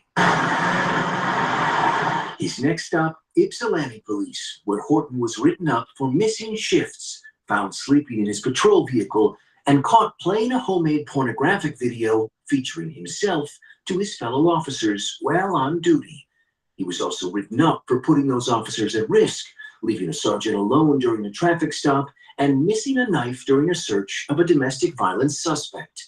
And when he was working a sexual assault investigation, Horton failed to follow simple orders that led the case to be ignored for 2.5 months, leaving the suspect free on the streets. Victims are the reason why police departments are in business, to help victims and to prevent people from being victims. Ricardo Moore is a commissioner with the Detroit Police Department who rejected Horton's applications twice. He shouldn't be trusted with the privilege of being a police officer. Facing termination from Ypsilanti, Horton resigned in 2019. His chief said he'd been given multiple opportunities to improve, but still wasn't capable of completing his core duties like coming to work and remaining awake. His next stop, the Highland Park Police Department, where Horton's judgment was questioned early and often. Who stabbed who? I ain't stabbed nobody, man. In 2020, Horton responded to the scene of a stabbing at a club along Woodward Avenue. When it was time to handcuff a suspect, Horton was seen handing his department-issued AR-15 rifle to a strip club security guard, a violation of department policy. In a separate incident, while searching for a suspect, Horton did a U-turn across 2 lanes of traffic, striking another vehicle. According to Highland Park PD, he kept driving without checking on the driver he just hit. But the final straw came in 2022. While Horton was out on patrol, he heard over the radio the Detroit and Michigan State Police were engaged in a high-speed pursuit. According to Highland Park's investigation, Horton was ordered not to get involved in the chase, but he did anyway. And when he did, according to investigators, Horton manually turned off his body cam during the pursuit. Why did you turn the camera off? When questioned by Internal Affairs, Horton said the camera malfunctioned. I didn't engage in those chases. I wasn't involved in the chase. But GPS data confirmed he was involved in the chase, and according to Internal Affairs, Horton made several false statements during the investigation. Highland Park called Horton's misconduct egregious, and as he prepared to fire him, he resigned in October 2022. 3 weeks later, We really do want you on our team. the Wayne County Sheriff's Office made Jamonte Horton a deputy. Since he resigned in Highland Park 2 years ago, Horton's law enforcement license was deactivated by the state, meaning he can't serve as a police officer until it's turned back on. But it turns out you don't need an active law enforcement license to work as a deputy inside a jail where Horton works today. We want to hire individuals committed to serving our citizens with honor and integrity. Would you say that honor and integrity are words that apply to that deputy? I would say definitely not. Glenn Anderson is a Wayne County commissioner. It's very surprising that with a record like that we would have him working in the sheriff's department. We wanted to ask Sheriff Washington why his office hired Horton after so many other departments took a pass, but he declined. So we caught up with him in a budget hearing earlier this month. Did the sheriff's office lower its standards to hire Jamonte Horton? We never lower standards. Never. How troubled are you that he was found to have been untruthful? I'm troubled that if that is indeed a fact. I don't know that to be a fact. Somebody that's talked to me about that part of it. Well, you hired him, sir. Is that a concern? Our agency hired him. Washington told us he had nothing to do with Horton's hiring, but that's his signature on a document asking the state to reactivate his law enforcement license, allowing him to police the streets. Last week, the state said no, issuing an intent to deny the county's request, saying Horton did not meet the character fitness standard to be an officer. He was hired by several agencies. He was fired by several agencies or forced to resign. I don't know about our last. He was fired or forced to resign from 3 different agencies. I have no first-hand knowledge of that again. Is that something you should know about? I'm going to know about it, and when I know about it, we'll address it. We left voicemails, texts, and emails for Deputy Horton. He did not respond. If he chooses to, he can appeal the state's decision not to reactivate his law enforcement license. Even without it, though, he is still allowed to remain a deputy inside the jail. Sheriff Washington told me Horton has a stellar record since joining the county. I'm Ross Jones, 7 News, Detroit. All right, Ross, thank you so much. China is flooding our streets with fentanyl, buying up our land, stealing Michigan jobs, you know.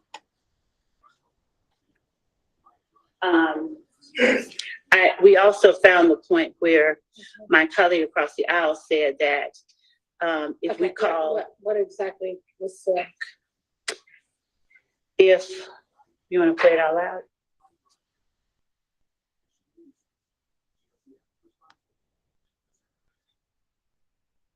You gonna pull it up? Pull it up for me.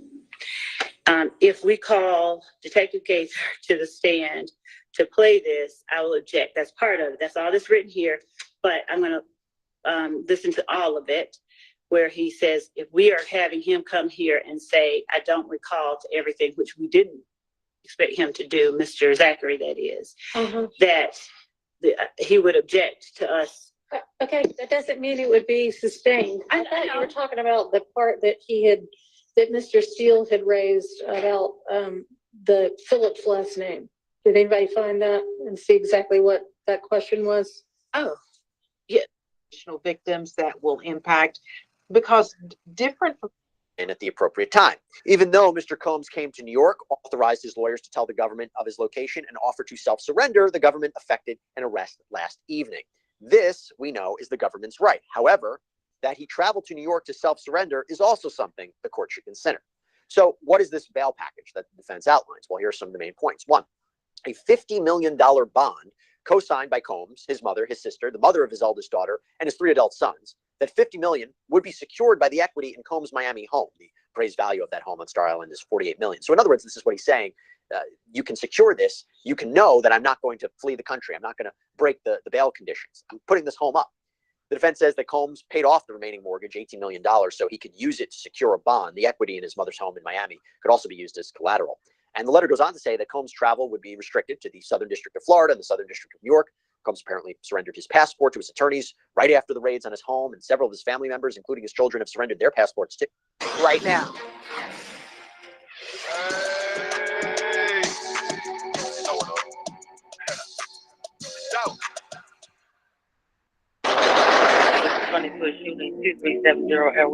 We are coming on the air with breaking news tonight. Rapper Young Dolph is dead at the age of 36. And it's a great loss, man, for the city to suffer a loss this big.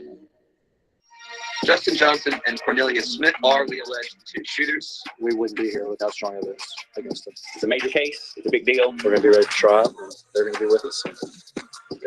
I'm just waiting for all of the facts to come out, but I do believe and I know that his justice will be served. And I know that without a shadow of a doubt, it will be served.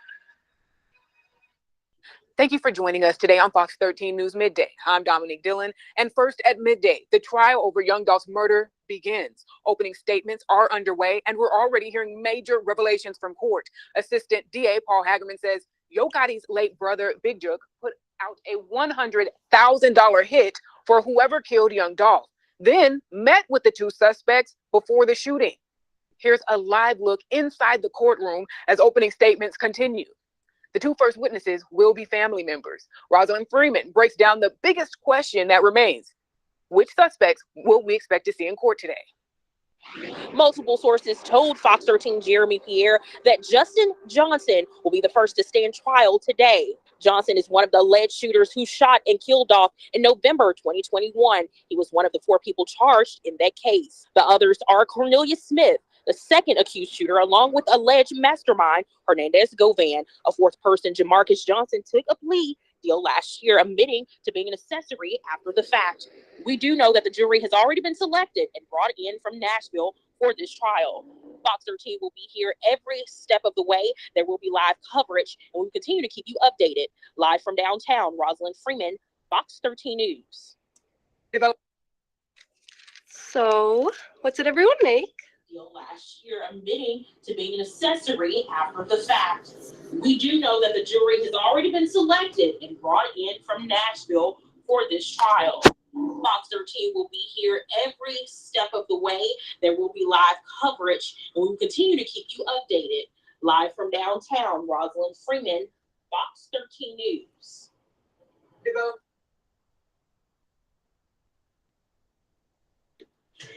More breaking news now. One trial for the deadly attack of a Memphis rapper, Young Dolph. It's now underway. Megan Fee is at the alert desk with a look at the video just played in the courtroom.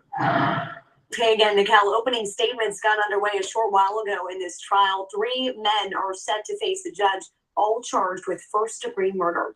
This is some video of the moments leading up to the 36-year-old being gunned down at a cookie store on Airways Boulevard near Ketchum in Memphis back in 2021. A 4th man already pled guilty last year to 3 counts of being an accessory after the fact.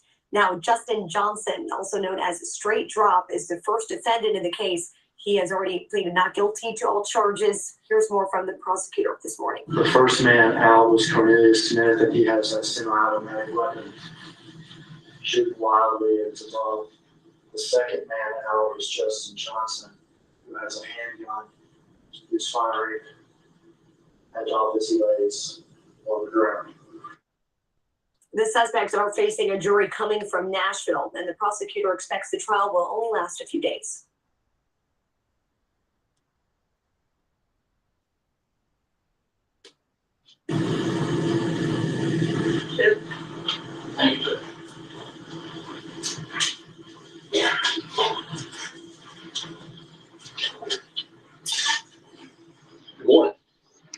Good to see you. Thank y'all for being here. It's an important day. It's going to be an important week. As you all sit in judgment and you evaluate the evidence in this case. And as we talked about in Ward Iron, Mr. Johnson sits before you innocent. And he'll remain that way. Because at the conclusion of this case, once you've viewed all the evidence and heard all the testimony, you will not be convinced beyond a reasonable doubt that he did this. Because he did.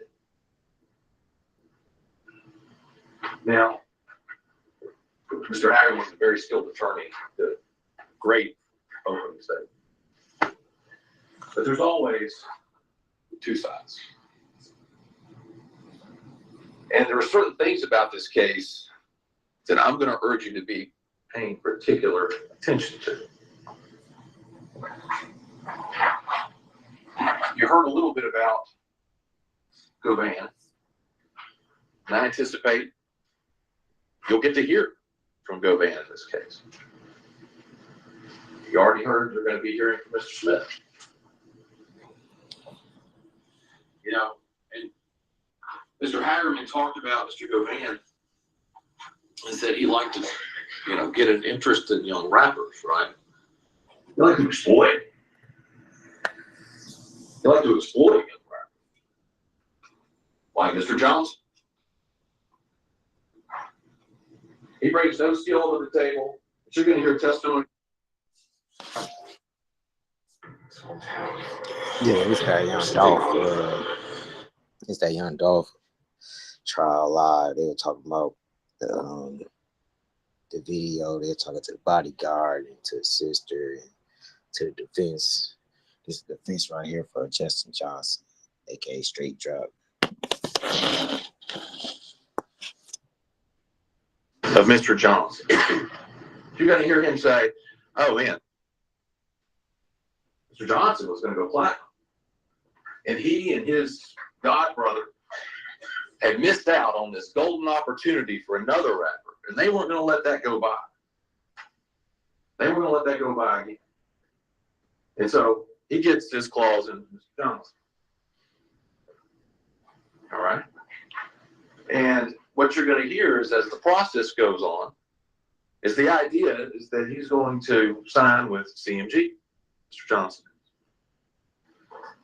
But there comes a point in the road where what Mr. Govan wants, which is a meal ticket, the payday, and what Mr. Johnson wants, differ. And you're going to hear about how they take this trip to Atlanta. And the whole idea is that they're going to go to Atlanta, and this is Mr. Govan's chance. He's got another guy he's going to bring in to help sell the management contract, which is going to give him this massive piece of this young up-and-coming artist. And you're going to hear, this is about September of 21. This is right before November. And you're going to hear that they go to Atlanta to meet Jook, who is one of the higher-ups at CMG. Right? They go to Atlanta, and while in Atlanta, Mr. Johnson decides, I'm not going to go your way. I'm not going to go your way, Govan. I'm not going into business with you. I'm going to do it without you. And at that moment, I anticipate you're going to hear Mr. Govan say he was really mad. He felt some kind of way about the fact that he had, in his mind, his perception was he had done all this to help this up and coming star, and now he was going to be left to the wayside, and he wasn't going to get peace. And he's so angry that he leaves Mr. Johnson in Atlanta. Leaves him there. Mr. Johnson has to find another way home. You know, Mr. Hagerman talked about, you know, it's not 1981, right? It's 2024 now, it's 21 when this happened. But there are certain things that are as old as time. And that's greed, right? Pride, and deceit. And that's what Mr. Govan has, is greed. And then he gets angry because if he can't get a piece of this young artist, nobody can. Nobody. It's time to tank this one because he's not going to go. And Govan, you're going to hear, and the state has said is soliciting. He's in the middle of this thing with Dolph.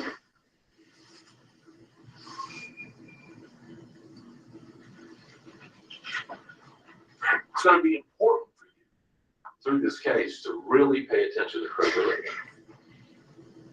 When you hear witnesses like Govan testify,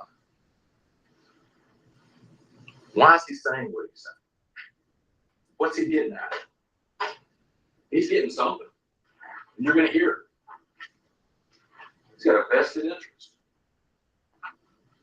in making sure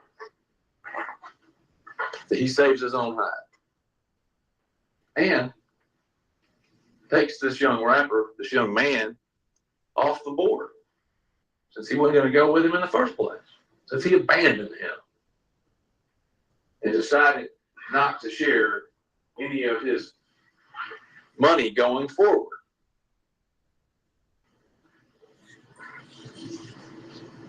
The same is to be said for Mr. Smith. You're going to hear from Mr. Smith. And Mr. Hagerman tells you, he says he's going to tell you that was me and Justin.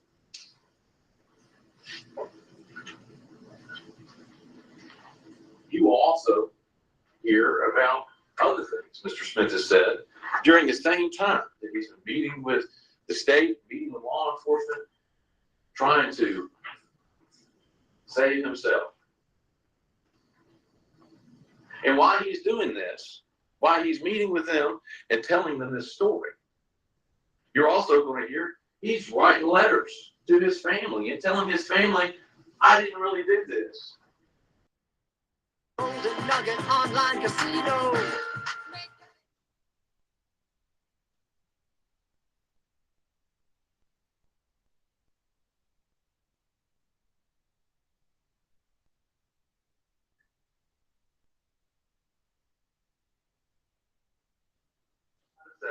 To get myself home. How much bigger of a motivator could someone have? And it makes you question.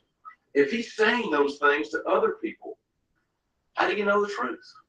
How does the state know the truth before they put it up, right?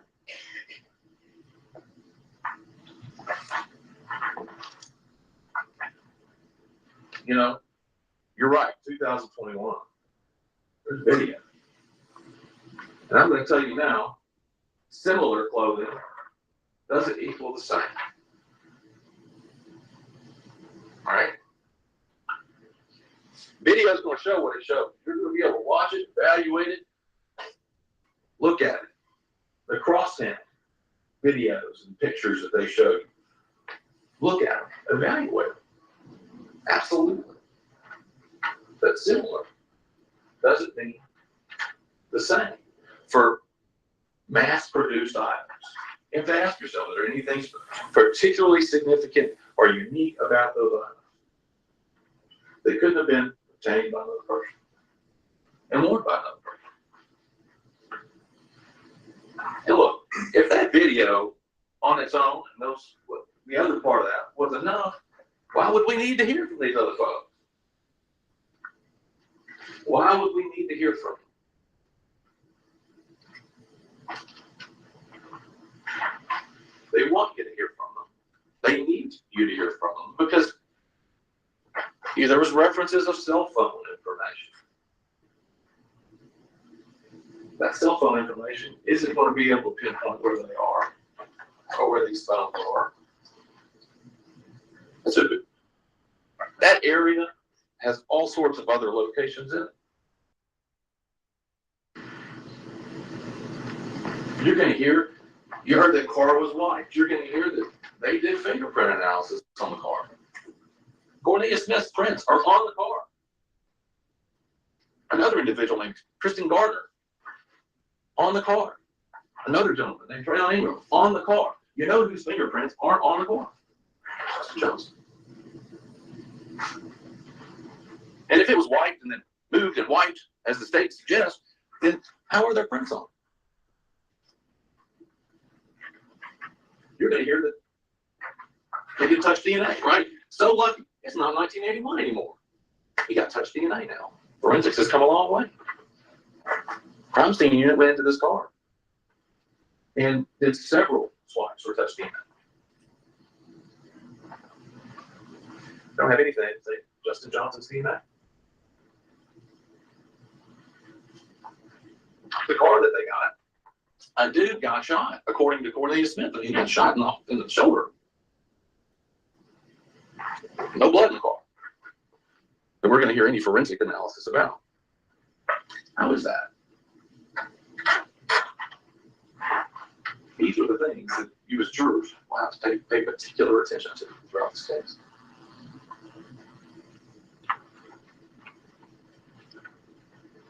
The shame of it is that people like O'Van, Cornelius Smith, are going to get an opportunity to become a lot of G-face. That's a shame.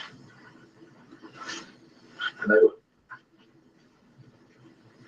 The judge instructed you earlier some of the things to be mindful of on credibility. So they appeared particularly honest. And then there becomes one really important. To what degree does what Cornelius is saying differ from what O'Van is saying? Pay attention to that. Why is it different? The truth is one thing, right? One thing. And I'm not talking about inconsequential facts. I'm talking about this was a horrible thing that happened to Dolph and his family. It wasn't just every day. So, why are they telling different stories? So, we talked about this in Board Ironson. The idea of keeping an open mind. I'm going to ask you again to do that. To hold any judgment or consideration on that issue until you've heard everything. And remember, I completely agree. This is a business. This is justice. And as we talked about in Board Iron, your job is to mete out justice in this case. Absolutely. A life was lost. Absolutely. But as we talked about in Board Iron, you all agree, it's never justice if you convict the wrong person. So I appreciate all of your attention that you're going to provide this week and deciding. I was 5 years old. Yeah, we go jump on to this YSL trial to the dude. I think his name is what do you say his name is? Quindarius Zachary. They go like Lil D. First of all, what did you tell them happened on April the 28th? I don't know. I was just making up stuff as I go. Okay. Now, is it your testimony today that you just made up everything that you told them about April 28th? Yes. And do you know whether did they confront you with anything after you gave them information about April the 28th? What you mean confront me with? For instance, if you said a light was red and it was green, would they ask you or challenge you? I had already knew what had been said before. So What I are knew you what to talking say. about? You talking about them, the police? I had already knew what was said to them before I even said something to them. Okay, let's talk about that. What do you mean you already knew what was said before to them? I had Your already Honor, knew. I'm going to object. This is potentially opening the door for hearsay, I believe. Your Honor, I potentially. Without saying what someone else said, what do you mean you already knew when? What are you I talking had about? already knew that somebody else had already told them about the shooting. Okay. So how, I'm sorry, let me ask you this. Were you present when someone else told them about a shooting? No, someone told me All right. When did someone tell you? when they got out of jail. All right. I'm asking, do you know a month or a year? I told you 2015. Okay. And is the person who told you something they told police about the shooting Demekion Garlington? Yes. All right. Now, Is there a time frame that you believe that Demekion Garlington told police these things? I just know he got out of jail. He Don't told tell what he said. Just, do you have a time frame? 2015. Do you know when in 2015 he supposedly told police certain I things? just know it when he got out of jail. Okay. Now, did those things that he told police, that you believed he told police, did they involve you? Yes. All right. So when you first told police about the April 28th shootings, were there more than one? Yeah. How many shootings were there? I'm like 2 or 3. How many? Tell the jury where you all went after you got picked up. For clarity's sake, I'm just gonna ask you all. Judge, he's already asked. Go ahead and clarify. Are we talking about the same people you just told the jury was in the car with you that picked you up? It's like the same people you asked me about. Okay, and what people are they? Garlington and Schmidt. Okay, so where is it that you are saying today that you all went after Garlington and Sledge picked you up? To get my girlfriend car. To get my girlfriend. Okay. To get your girlfriend from what location? My cousin's house. Where? Campton. All right. And did you do anything between the time from leaving where you were on Cleveland Avenue at the BP to your girlfriend's house, or to your girlfriend's location on Campbellton? No. All right. How long did it take you to get from the BP to Campbellton? I don't know. All right. Generally speaking, is it like an hour or more like 15 or 10 minutes? Like 20 minutes. Thank you. When you got to Campbellton, did anyone else join you in the car? No. Where did you all then go after leaving Campbellton? So the west side. Where on the west side? I don't know them streets. Whose house were you going to? Somebody that had shot at my cousin's house. Somebody what? Who had shot at my cousin's house. We going to their house. And whose house was that? I don't know. So how did you determine where you all were going to go? It wasn't even just, it's like when we get out of Sprayway, we saw that car and we followed the car. What car did you all follow? A car that shot at my cousin's house. And describe the car for the jury. I don't remember the car. Was it a pickup truck, a regular sedan? It was a car. With 4 doors, 2 doors? Yes. All right. Which one? 4. All right.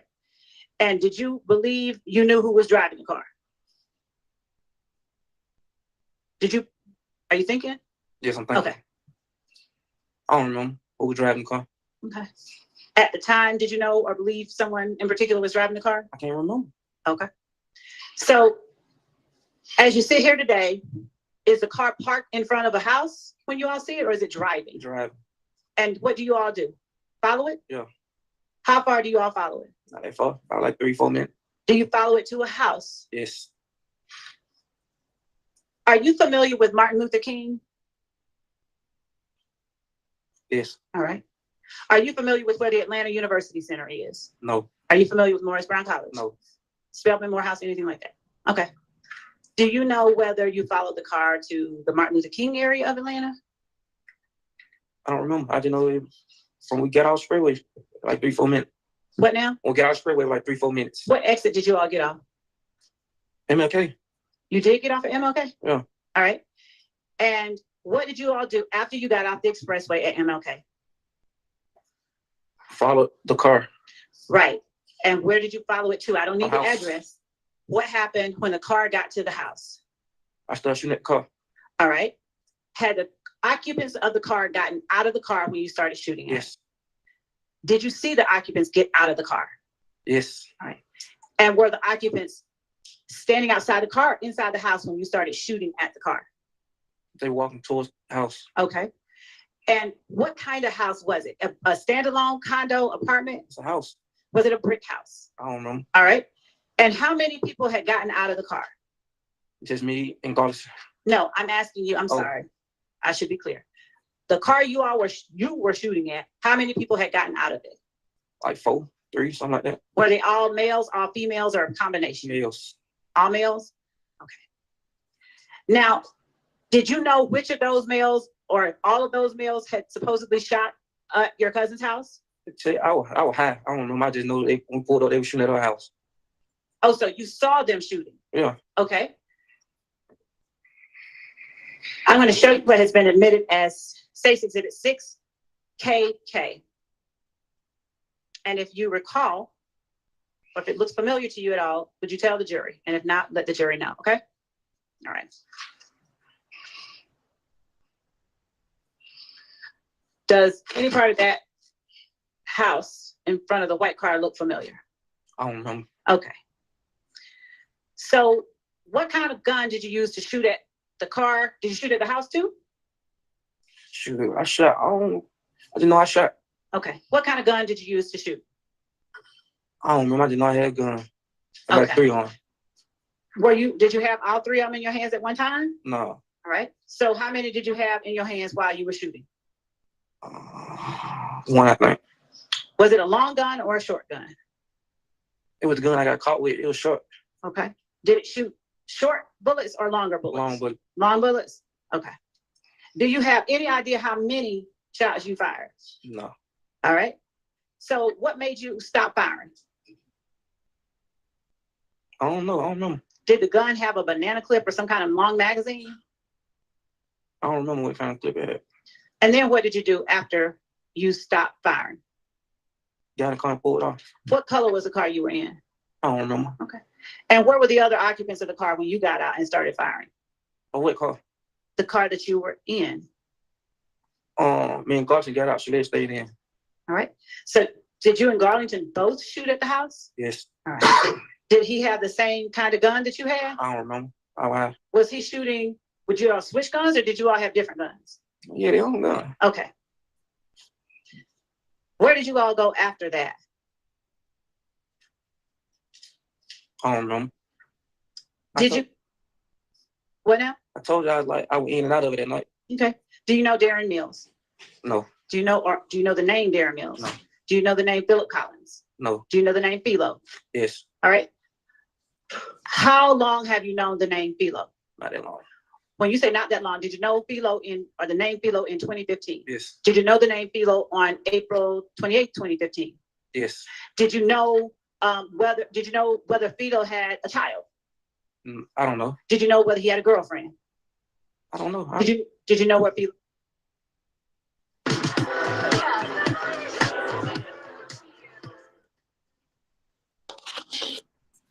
Yeah, man, dudes got diarrhea in the mouth, man. That trial, that interrogation, they hit that trial, they don't remember nothing. They trying to twist it up. Not today. I don't know what he today. He ain't really remember nothing. You know what I'm saying? It's Now, 2 days ago. Would you It's 2 describe days ago. how you felt about Philo? Were you cool with Philo? No. Had you had conflicts with Philo? No. Describe for the jury Philo best you can. You don't have to be too specific. I don't remember him. All right. Do you remember whether he was taller than you or shorter than you? I don't remember it, love. Okay. How did you know Philo? I don't remember.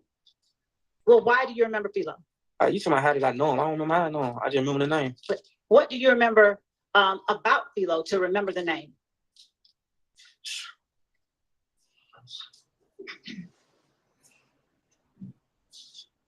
I don't remember. I don't remember exactly how I remember nobody. Okay. Now, when you said that earlier, did you say that you all shot up maybe more than one house, maybe one or two? I probably think we shot up 2, yes. Was one of them an apartment complex? Yes. Now, why did you go shoot up an apartment complex? Told you. I was in and out of it at night. I was on drugs. What now? I was in and out of it at night. I was on drugs. Okay. So what did that have to do with your going to shoot up an apartment complex? I believe that whoever apartment complex, they shot up my cousin's house. But I thought you said you followed the people that you saw shooting at your cousin's house to the standalone house that y'all shot up. 3 or 4 of them in the car. But I thought you said the car went to a house that you shot up. They pulled off when we pulled off. Okay. So they got back in the car and pulled off. And did you follow them to another place? I think we bumped into some late on at night or something. Okay. And where did you bump into them later on that night? I think it was still in the same area. Okay. Was it the apartment complex or the house? It When was you say the apartments. same? It was apartments. Okay. I'm going to show you 62 CC, which has already been admitted as evidence, as I'm sorry, Lima Lima. 62 Lima Lima LL, and see if you remember or if this area looks familiar to you. Okay, it's already been admitted, so just look at it. All right.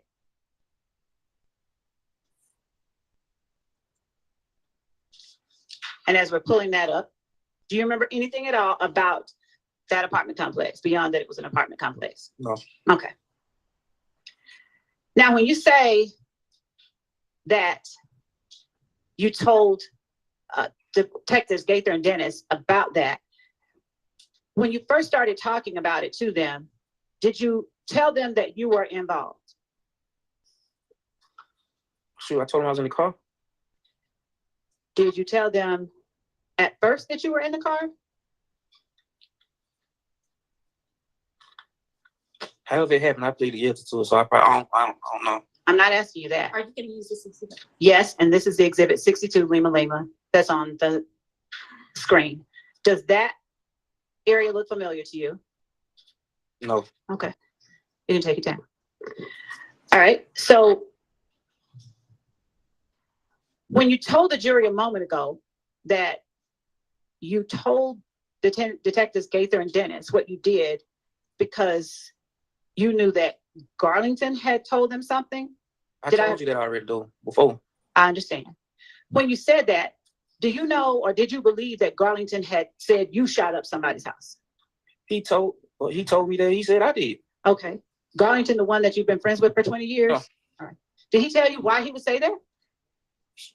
I ain't else. I just laughed. Oh, you did? Okay. Okay.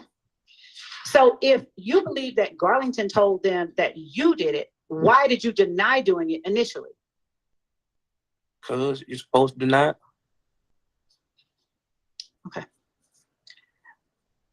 Did you tell Detectives Gaither and Dennis what you believed that Garlington had told them? Yes, I put a mixer to it though. A what? I twisted up a little. What do you mean? See, I added on what I wanted to add on. What does that mean? Try to make myself look innocent. Okay, fair enough. So who else did you believe that Garlington had told shot up these people's houses? What you mean? Your Honor, that calls for hearsay. I said, you can, I'll rephrase. Okay. All right. Who else did you tell Detectives Gaither and Dennis shot up these homes on April 28, 2015?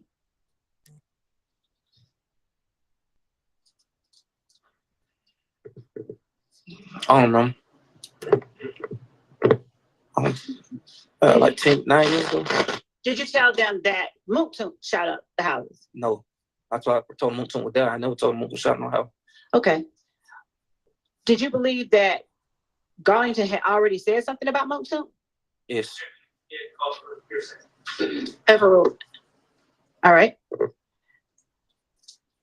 And you, Moontoon, and Garlington were all equally close to one another during this time? No. Okay. Then describe if you all weren't Yeah, equally. Moontoon closer. You and Moontoon were closer? And so when you believed that Garlington said Moontoon did something, how did you confront him about it? From Garlington? Yes. No. Okay.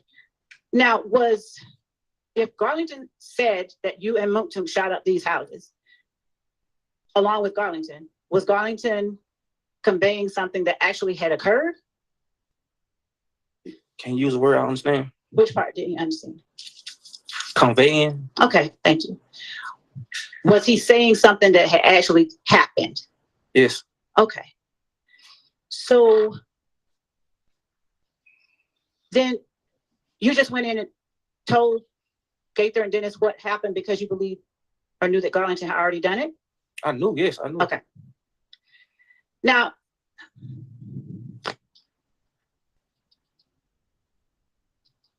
did you ever tell Moontoon that Garlington had told on him? I think he knew already. I'm asking you if you ever told Moontoon that Garlington told on him. No, I was just trying to free Moontoon. Okay. Were you? Okay. Did you also tell Gaither and Dennis, or rather, let me ask you this. When you did you try to tell them at first that you were not there?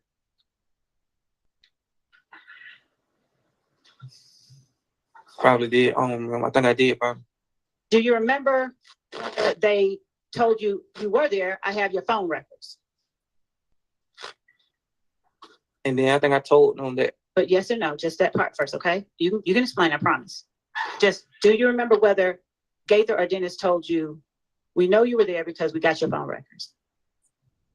I think they did say that. Okay. Now, did you want to say something else after that? Yes, but when the phone came back, it went in my name, so they didn't have my phone name. And I already knew that. Okay, what do you mean when the phone came back? It When wasn't in your name. When they tried to see whose name the phone was in. Did they tell you they tried to see whose name the phone was in? Huh? Did they tell you that they tried to see whose name the phone was in? I think my lawyer had already knew. What? Somebody told me.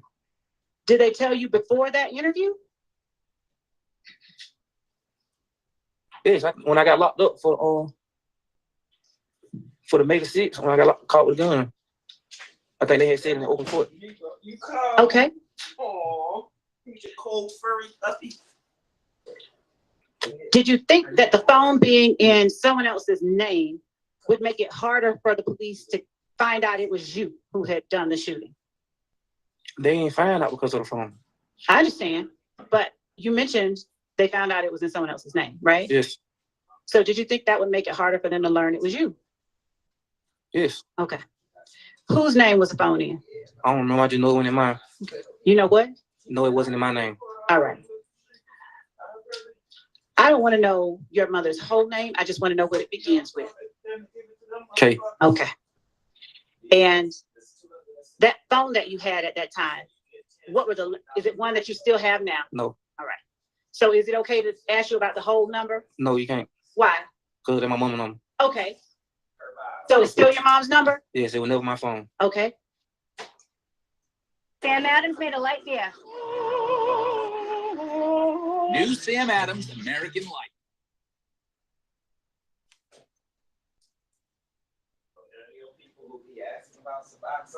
You're angry, but have you taken the same medicine today?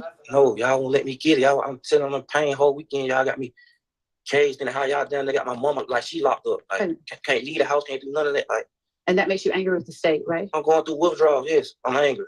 Okay. You said caged in a house. Are there bars on the home you're in? No, they tell her when she can read this and that. I ain't agree to none of that. Did the state make you go back to the Fulton County Jail? See, they should have. If I let my family feel like they locked up, I go lay down. I ain't tripping. I ain't want people scared to go to jail. I done did 8-9 years. I ain't scared of jail. Okay. Did you want to go back to the jail? It don't make me none. Did you tell the court you would rather be in the jail than be at your Before I mom's let y'all just keep for my family through this for something I did, I'm a grown man. I got my own house. I got my own everything. Mr. Zachary, can you allow me to finish asking you questions before you answer? Did you tell the court that you'd rather be in jail than stay at I your... don't know. Your Honor, would the court please advise the witness to allow me to finish the question before he answers? Listen to the whole question before you answer and try to answer the question that is asked, please. Thank you. Did you ever tell the court that you would rather be in the jail than at your mother's house? I don't know. Sir? I don't know. Okay. Now, were you handcuffed inside your mom's house? I might as well. Y'all took my phones. I can't do nothing. I ain't agree to none of that. Okay. That's not the question I asked. Were you handcuffed inside your mom's house?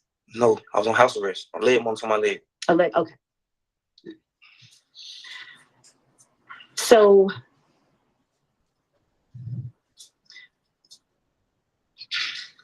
do you now recall graduating from CREM? No, I never graduated. Last graduation.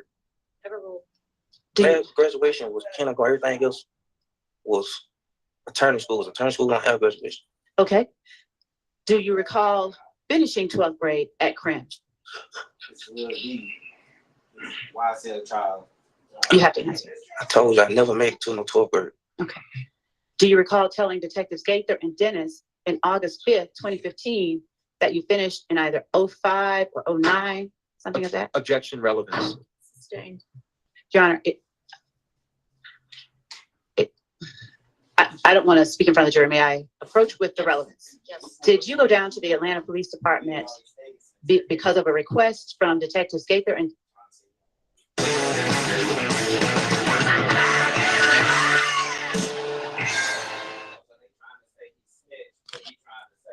Did you request to speak with Detective Gaither and Dennis? No request to speak no police. Do you know whether anyone made a request on your behalf? No, I know anybody did anything like that. Do you recall Detective Gaither telling you, okay, so you wanted to speak to us, we're here. You kept trying to get to us, you've been trying to reach us, and now we're here. No, somebody called them, asked them what was I locked up for. That was it. Okay. So when she said that to you, did you tell her, hey, I didn't call you, I didn't want to talk to you? I don't remember what I told them. Okay. If you didn't want to talk to them, did you have the sense that you could tell them you didn't want to talk to them? No, I don't have no sense at all. Okay. Been on drugs my whole life. Okay. Now, You know what I'm doing with that big bro. when you say you've been on drugs your whole life, what kind of drugs? Prescription drugs. Sir? Prescription drugs. Okay. And do you take the amount of prescription drugs that you are prescribed, or do you take something different, a different amount? Ain't none of your business. Okay. Well, do you take an amount more than what the doctor tells you to take? Ain't none of your business. Your Honor, with the court? Actually, I withdraw that question. Okay. Does the amount of drugs that you take cause you to act a certain way different than you normally act? It's just the drugs that I get. So, and you can take any how many you take. Does it cause you to act a different way than you would normally act? Yes. What way? Calm. I mean, not really calm, but I don't be focused. Okay. And when you say that you're not focused, how does that show itself when you're talking to people? What does it look like? Talk too much. You talk too much. Okay. And when you're talking too much, do you later regret talking too much, or is it just that you, why do you feel like you talk too much? What makes it too much? I'll rephrase. When you say you talk too much, what do you mean you talk too much? I don't understand what you're saying. I don't know. Okay.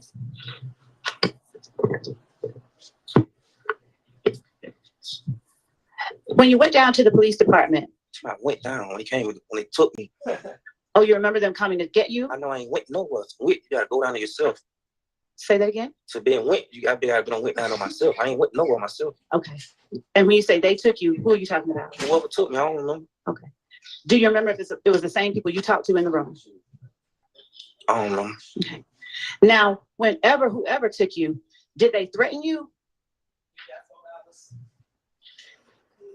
On the way down there, did they threaten you? Whoever took you from the jail to the police department, did they threaten you? Yeah. No, I don't remember. Is it no or you don't remember? Now, are you taking the drugs now that you said caused you to talk too much? No, I just told you I won't let me go get them. I'm withdrawing. Okay. When you were in the interview room, or actually walking into the interview room, did anybody threaten you? I don't know. Sir? I don't know. When you got in the interview room, did anybody threaten you? Objection asked and answered. Sustained. Do you remember whether or not you were asked if anyone threatened you? I don't know. Okay. Mr. Zachary, is it that you don't remember or you don't want to talk because you're angry? I said I don't remember. Okay. Now, did you sign any kind of form saying no one had threatened you and made you any promises? I don't remember nothing. No years, no months. I don't remember nothing. Then how did you remember being taken down to the police station from the jail? Because I know I ain't went nowhere. I know that. Okay.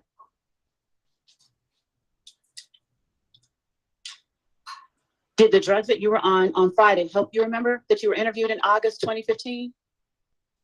No, I told you I've been. Remember, I just don't remember what happened. When you say I've been remembered, what are you talking about, Mr. Zachary? I'm on probation for this interview, I'm on probation, so I know what I'm on probation for. Okay.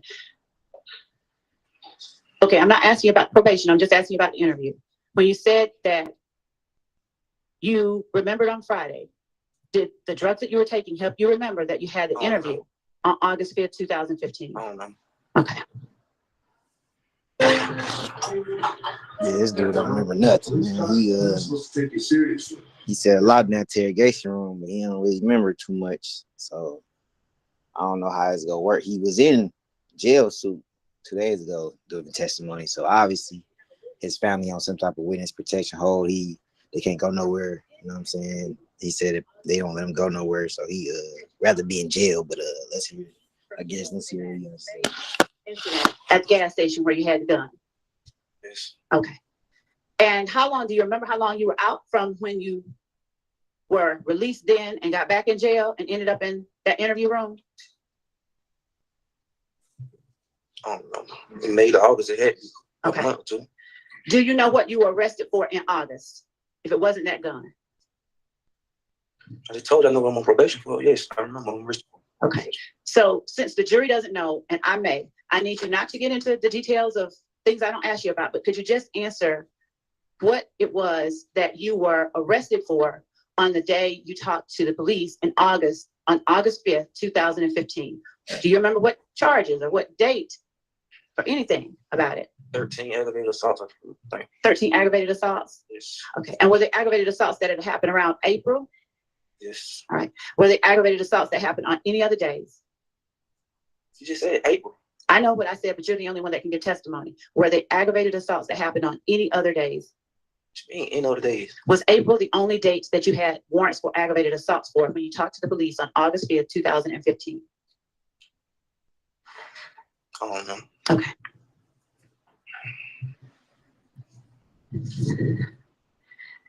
At the time, did you have a lawyer in August 5th, 2015? I don't know. Did you ever get a lawyer after August 5th, 2015 to represent you on those charges you were arrested on? Yes. All right. And did that same lawyer represent you on the charges with the gun or somebody different? Yes, same lawyer. Same lawyer? Okay. Did you ever ask for that lawyer in the interview on August 5th, 2015? I don't know nothing. I know August 5th.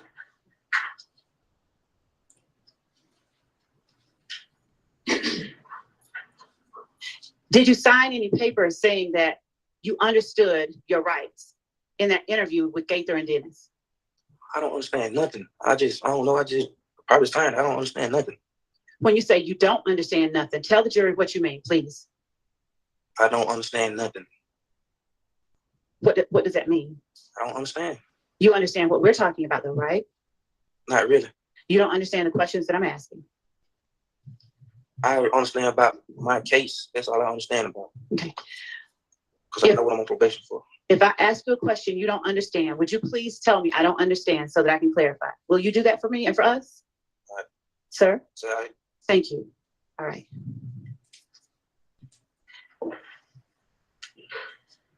Did you sign a piece of paper when you talked to Detective Gaither and Dennis in 2015 saying, I understand my rights? Obviously, I didn't understand, but I don't know. So you wish you did not understand? Obviously, I didn't understand, but I don't remember. So why do you say obviously you didn't understand them, Mr. Zachary? I know them being right there. Sir? I have no business right there. Mr. Zachary, could you speak into the microphone? I had no business right there. You have no business right there? Yeah. Right where? Talking to no police. Why? Why'd you smack your lips just now? Nothing. I don't know. You don't remember why you smacked your lips just now? Yep. Yeah, dog, you tripping. Yeah, dog, you tripping, man. Yeah, man, I'm gonna give y'all another live with this about this Snoopy badass paperwork and this Diddy ongoing Diddy situation and this Ross and that Shaq, man, because people talking about this Ross and Shaq and Wack and Studbox, and you know they dragging Studbox name through it, they dragging Wack name through it, man. We go dig down deep into it, dive deep, you know, figure out what's really going on with it. I'm gonna do my due diligence, bring y'all a few lives, few videos. I ain't really been dropping videos, but I'm gonna drop y'all some videos too. Called Orange Mound. It is a historic neighborhood of this. It's one of the first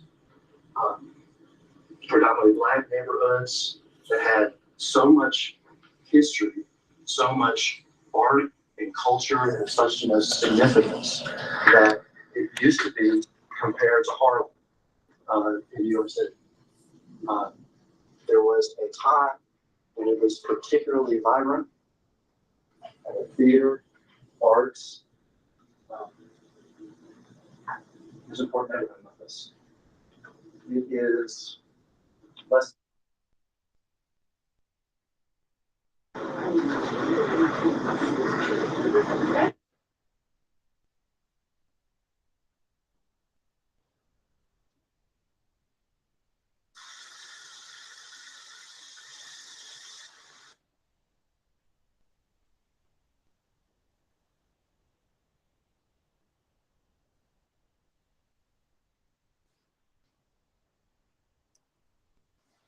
It's the young Dolph trial. It's we're talking about that now. Go back to the last video.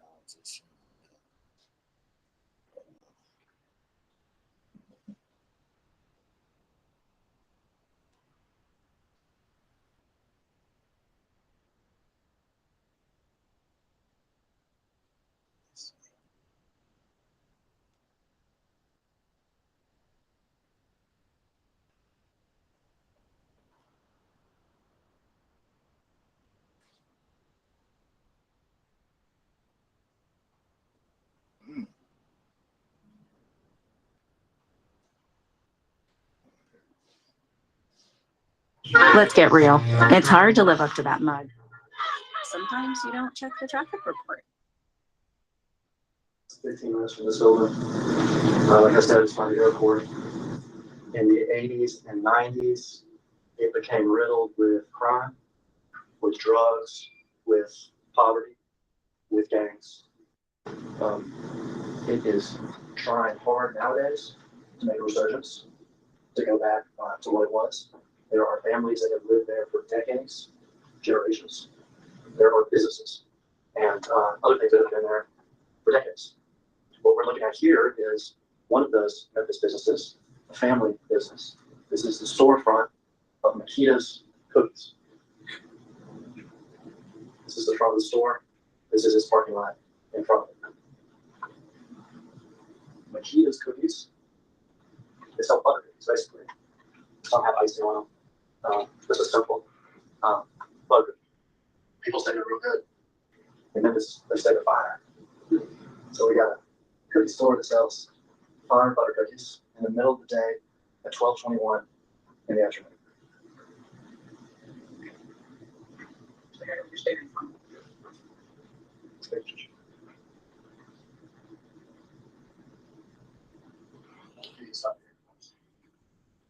All right, so 2021, people thought that was like a Lamborghini or something because they hadn't seen the new Corvette yet, really. They weren't around. That is in fact one of those new Corvettes. It has a special wrap on it, is what they call that. It's not something you can buy from the dealership. You have to get that done yourself. Well, here, that's a special wrap that the Memphis rapper artist, Young Dolph, had on several of these vehicles.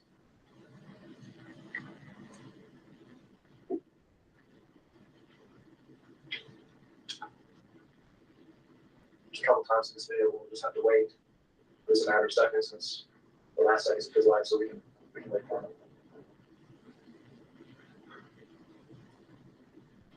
This up there. All right.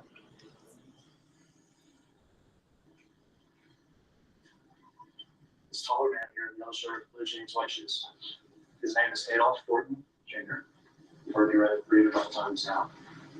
He grew up in this neighborhood. He grew up in Castalia, not terribly far from this also neighborhood in South Memphis. You'll see a number of his family testify on it this week. She'll tell you a little bit about his background and his family. I'll tell you a little bit about him right now, though. He is an ambitious young man who was a rapper, Memphis rapper, who rapped about the things that he saw growing up and that he sees in his neighborhood in Memphis. Some of that is drugs, some of that is violence, some of that is crime, some of that is gangs. Whether or not we agree or disagree as to whether or not that subject matter, things we should be listening to or not, I can assure you it's real. You have to know stuff that is real. You have to know stuff that is real. And one of the things that meant everything to him in terms of what is real is he wanted to make it for himself. He wanted to make it for himself. He wasn't interested.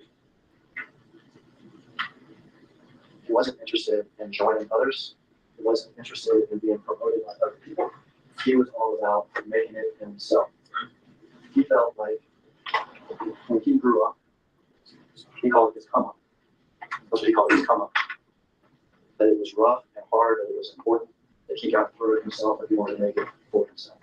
And he made it for himself. As a rapper, as an artist. Young Dolph. Became famous. Short to Dolph. Very famous. Wanted to make it by himself. Wanted to be self-made. But it wasn't just about him. Because he also wanted a record label. He wanted to promote other artists. He wanted to make them famous. And so he started not just his own rap career, but a record label. It's called Paper Route Empire. Paper Route. Like a young man or woman would have to make money on the side on papers, but also play on the work ethic. Isn't that this? Slang for money. Paper. That's mine. It's sometimes abbreviated PR. Paper Route Empire. So that's Dolph and the rappers that he promoted. Trying to make it on your own is obviously hard. In this game, trying to make it on your own can create enemies. PRE, Paper Route Empire, his label, is not the only label in Memphis. He's not the only famous rapper in Memphis. Another label, CMG, Cocaine Music Group.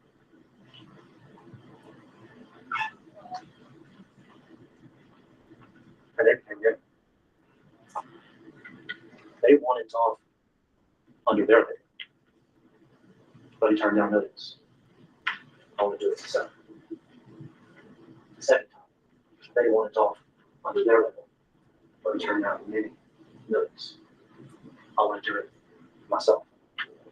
And in this game, whether it's smart or not, the things called Memphis are called diss tracks, DISS. A rap.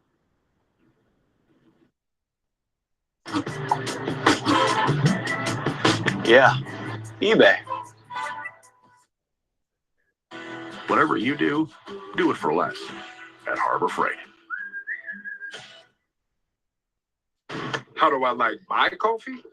With room for international delight.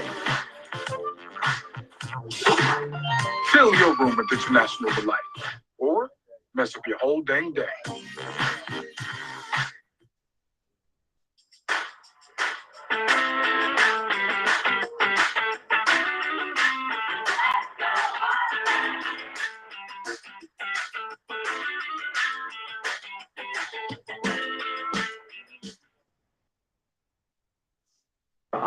Insult, level whatever sort of insults and everything else I want to, you the song itself. And Dolph had plenty of those. And he had plenty of those directed at this other label, the Cocaine Music Group, at their artists, and at their number 2 person. His name is Big J. The number 2 person of Cocaine Music Group. Through the years, I'm talking years before what we're going to watch, having nothing to do with Mr. Johnson on trial, there were highly publicized incidents of violence directed by CMG against Dolph. He even wrote songs about it. Bulletproof, 100 rounds. And also spewed out the disses and the insults.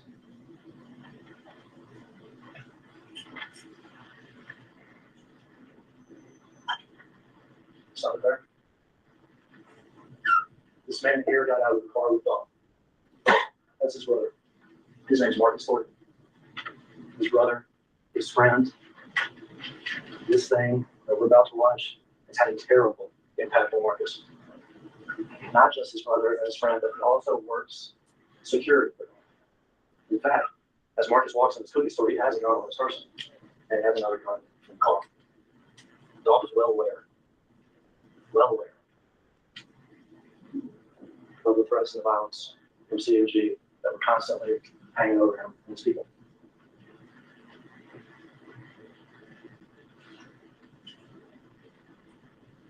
We'll wait 30 seconds.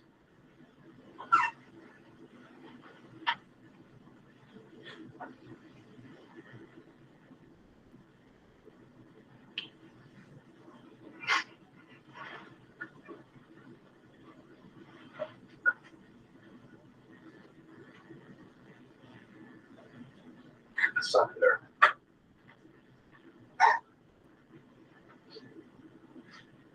The car that just drove up came from this side of the parking lot.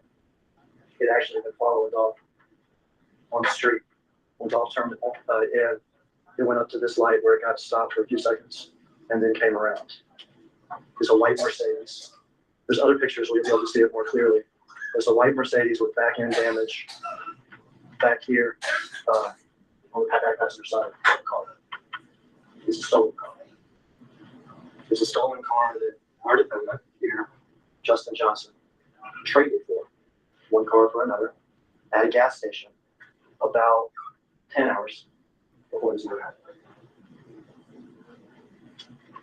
This man got out of the passenger side of the white Mercedes. Door still open. We saw him run to the parking lot. He's here with a large semi-automatic weapon. He's in a hoodie, he's got sweatpants, and he's got white shoes. We'll see a second man come out of the car too. Those two men that we're going to see come out of the car, they're going to gun Dolph down. He's inside the business. He has walked over to sort of where the bathrooms are in the business. He's as close as I can to y'all. There's the window. He's getting shot through the window. Both of these men will shoot. This one in particular, it looks like he's never shot this type of gun before. Because he probably hadn't.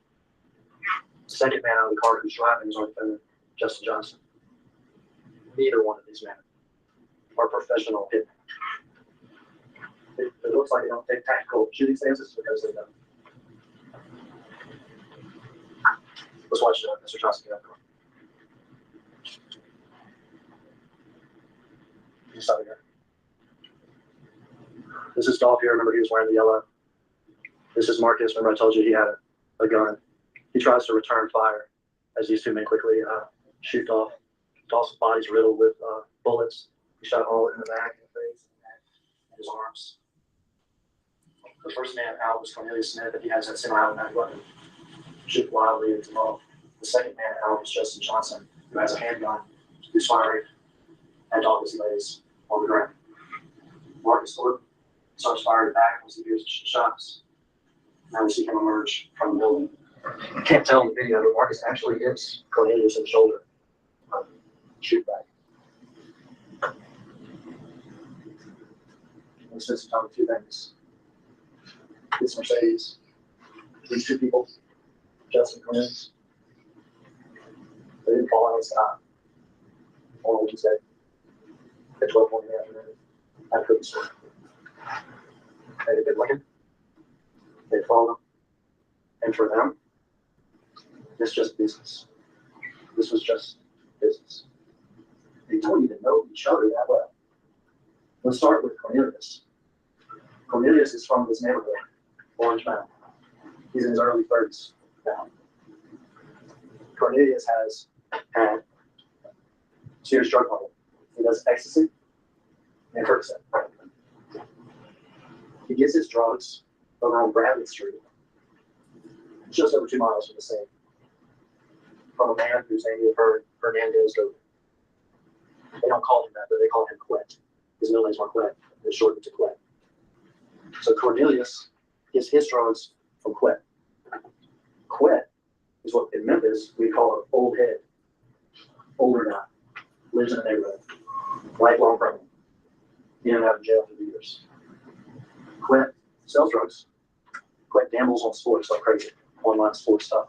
And then Quet tries to identify young rappers and tries to shop them to CMG, hoping to get a cut, hoping to hit it. I'm Eric Stoles, a rank and file member of Local 113. I voted for Donald Trump, like in 2016, right? I got educated on things. Who's for my family? Who's here to help my team, my union out? And it's kind of Some families share DNA. Years ago, he was going to miss out on one of those new rappers. But Quentin knew a young rapper who he was in the process of shopping to see legit. And that young rapper is Justin Johnson, who goes by straight drop. Sometimes I just call him drop. So Quentin's a common person. He knows Cornelius from the neighborhood, knows him well, sells him drugs. He knows Justin Johnson. He's trying to get him to be the next CMG rapper. But not just that. The business is not just rap. Because Big Chook, person I told you about before, number 2 guy at CMG, he's put out a hit. A hit. $100,000 to whoever kills Dolph. He has met with Justin. He has met with Cornelius. And they think they're ready to do it. They're definitely willing to do it. For Cornelius, it would be 50 grand, I guess, that he could waste away on Percocets, Texas. For Justin, it's 50 grand, but also a chance to make it big with CMG. To become the next famous Memphis rapper, the straight drop. They were sent here. They were sent here. They're not professional hitmen. Not even monsters. I'm not going to call anybody a monster. This is just business producing money for Cornelius, money and rap fame for Justin Johnson. They did the best they could, really. Stolen car. Better use a stolen car that can't be traced back to me. We still shot the video. You'll see that they're wearing gloves. Afterwards, the guns get disappeared. The car gets ditched in the neighborhood and wiped down and moved, and wiped down and moved. Their plan is to go their separate ways and just disappear into Memphis. They did the best they could.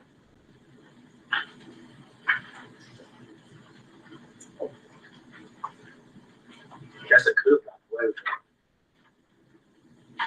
You get the guns gone, you get the car wiped down, get the car hidden for long enough. You're wearing masks, you're wearing hoodies, you're wearing gloves.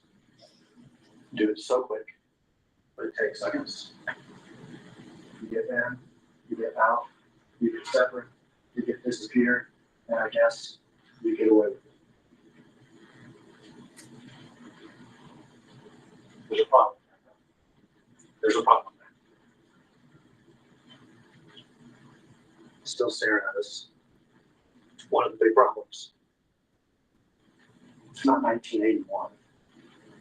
It's not 1991. It's not even 2001 when I started this building. It's 2020. It's 2021. And what I started talking to you about when I first stood up, what you didn't think about, what we don't think about, almost ever anymore. This place have cameras. Places have cameras. It's a hotel on. It's walking into the building. It's this courtroom now. A lot of places that have cameras. And also what we don't think about, we didn't have to in 1981 or 91, whatever. So we carry phones around. Phones that can give people clues as to where we were, what was going on. We can wipe down cars. We can use stolen cars. We can get rid of guns. We can disappear in neighborhoods. We can separate from each other. But it's 2021. I guess I didn't think about that. We were back up the video about 3 or 4 seconds. All right, just up there. All right, so what we saw before was this man first. Remember the one with the automatic weapon, the larger of the 2 weapons? He got out of the car first from the passenger side. He ran around and shot the gun wildly into Dolph. We're concerned in this trial. And Mr. Smith is charged with murder too. So is Mr. Coverdale. And we've heard that Jamarcus is charged with conspiracy, but in this trial, this is Justin Johnson's trial. This is Justin Johnson. He ran around and shot the gun. He's wearing tennis shoes that have white soles.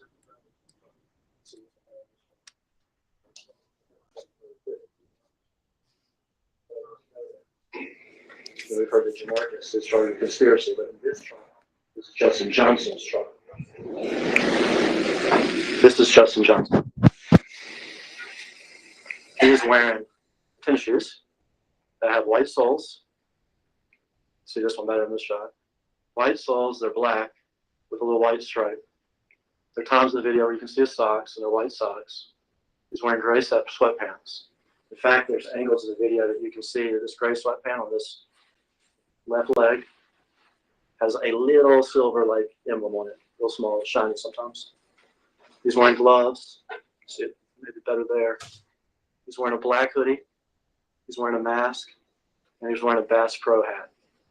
All right, so black tennis shoes, the white sole, white stripe up the middle of the tennis shoes, white socks, gray sweatpants. There is a little emblem that you can see in some angles on the leg. Black hoodie. Here during the shooting, he's wearing a mask. He's got a Bass Pro hat. Bass Pro store is only not even a quarter mile from where we're sitting, right here. There's other angles and other still shots where you can clearly see it's a Bass Pro hat. And there's other angles where you can see the little emblem that it has on the sweatpants.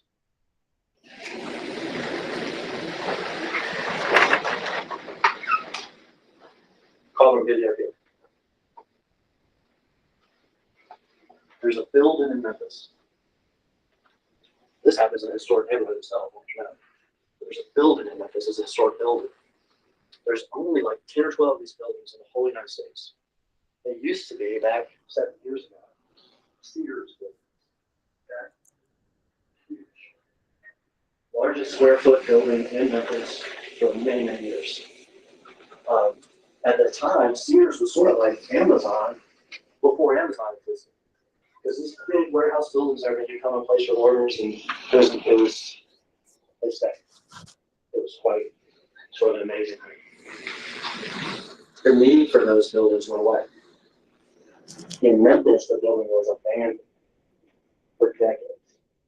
There are pictures of it abandoned. It was crazy. It was the largest square foot building in Memphis, and it was abandoned. In other cities, there are 10 or 12 of these things. Some were abandoned, some were actually even torn down. But a few were repurposed. And in Memphis, over the last 15 years, ours was repurposed and renovated and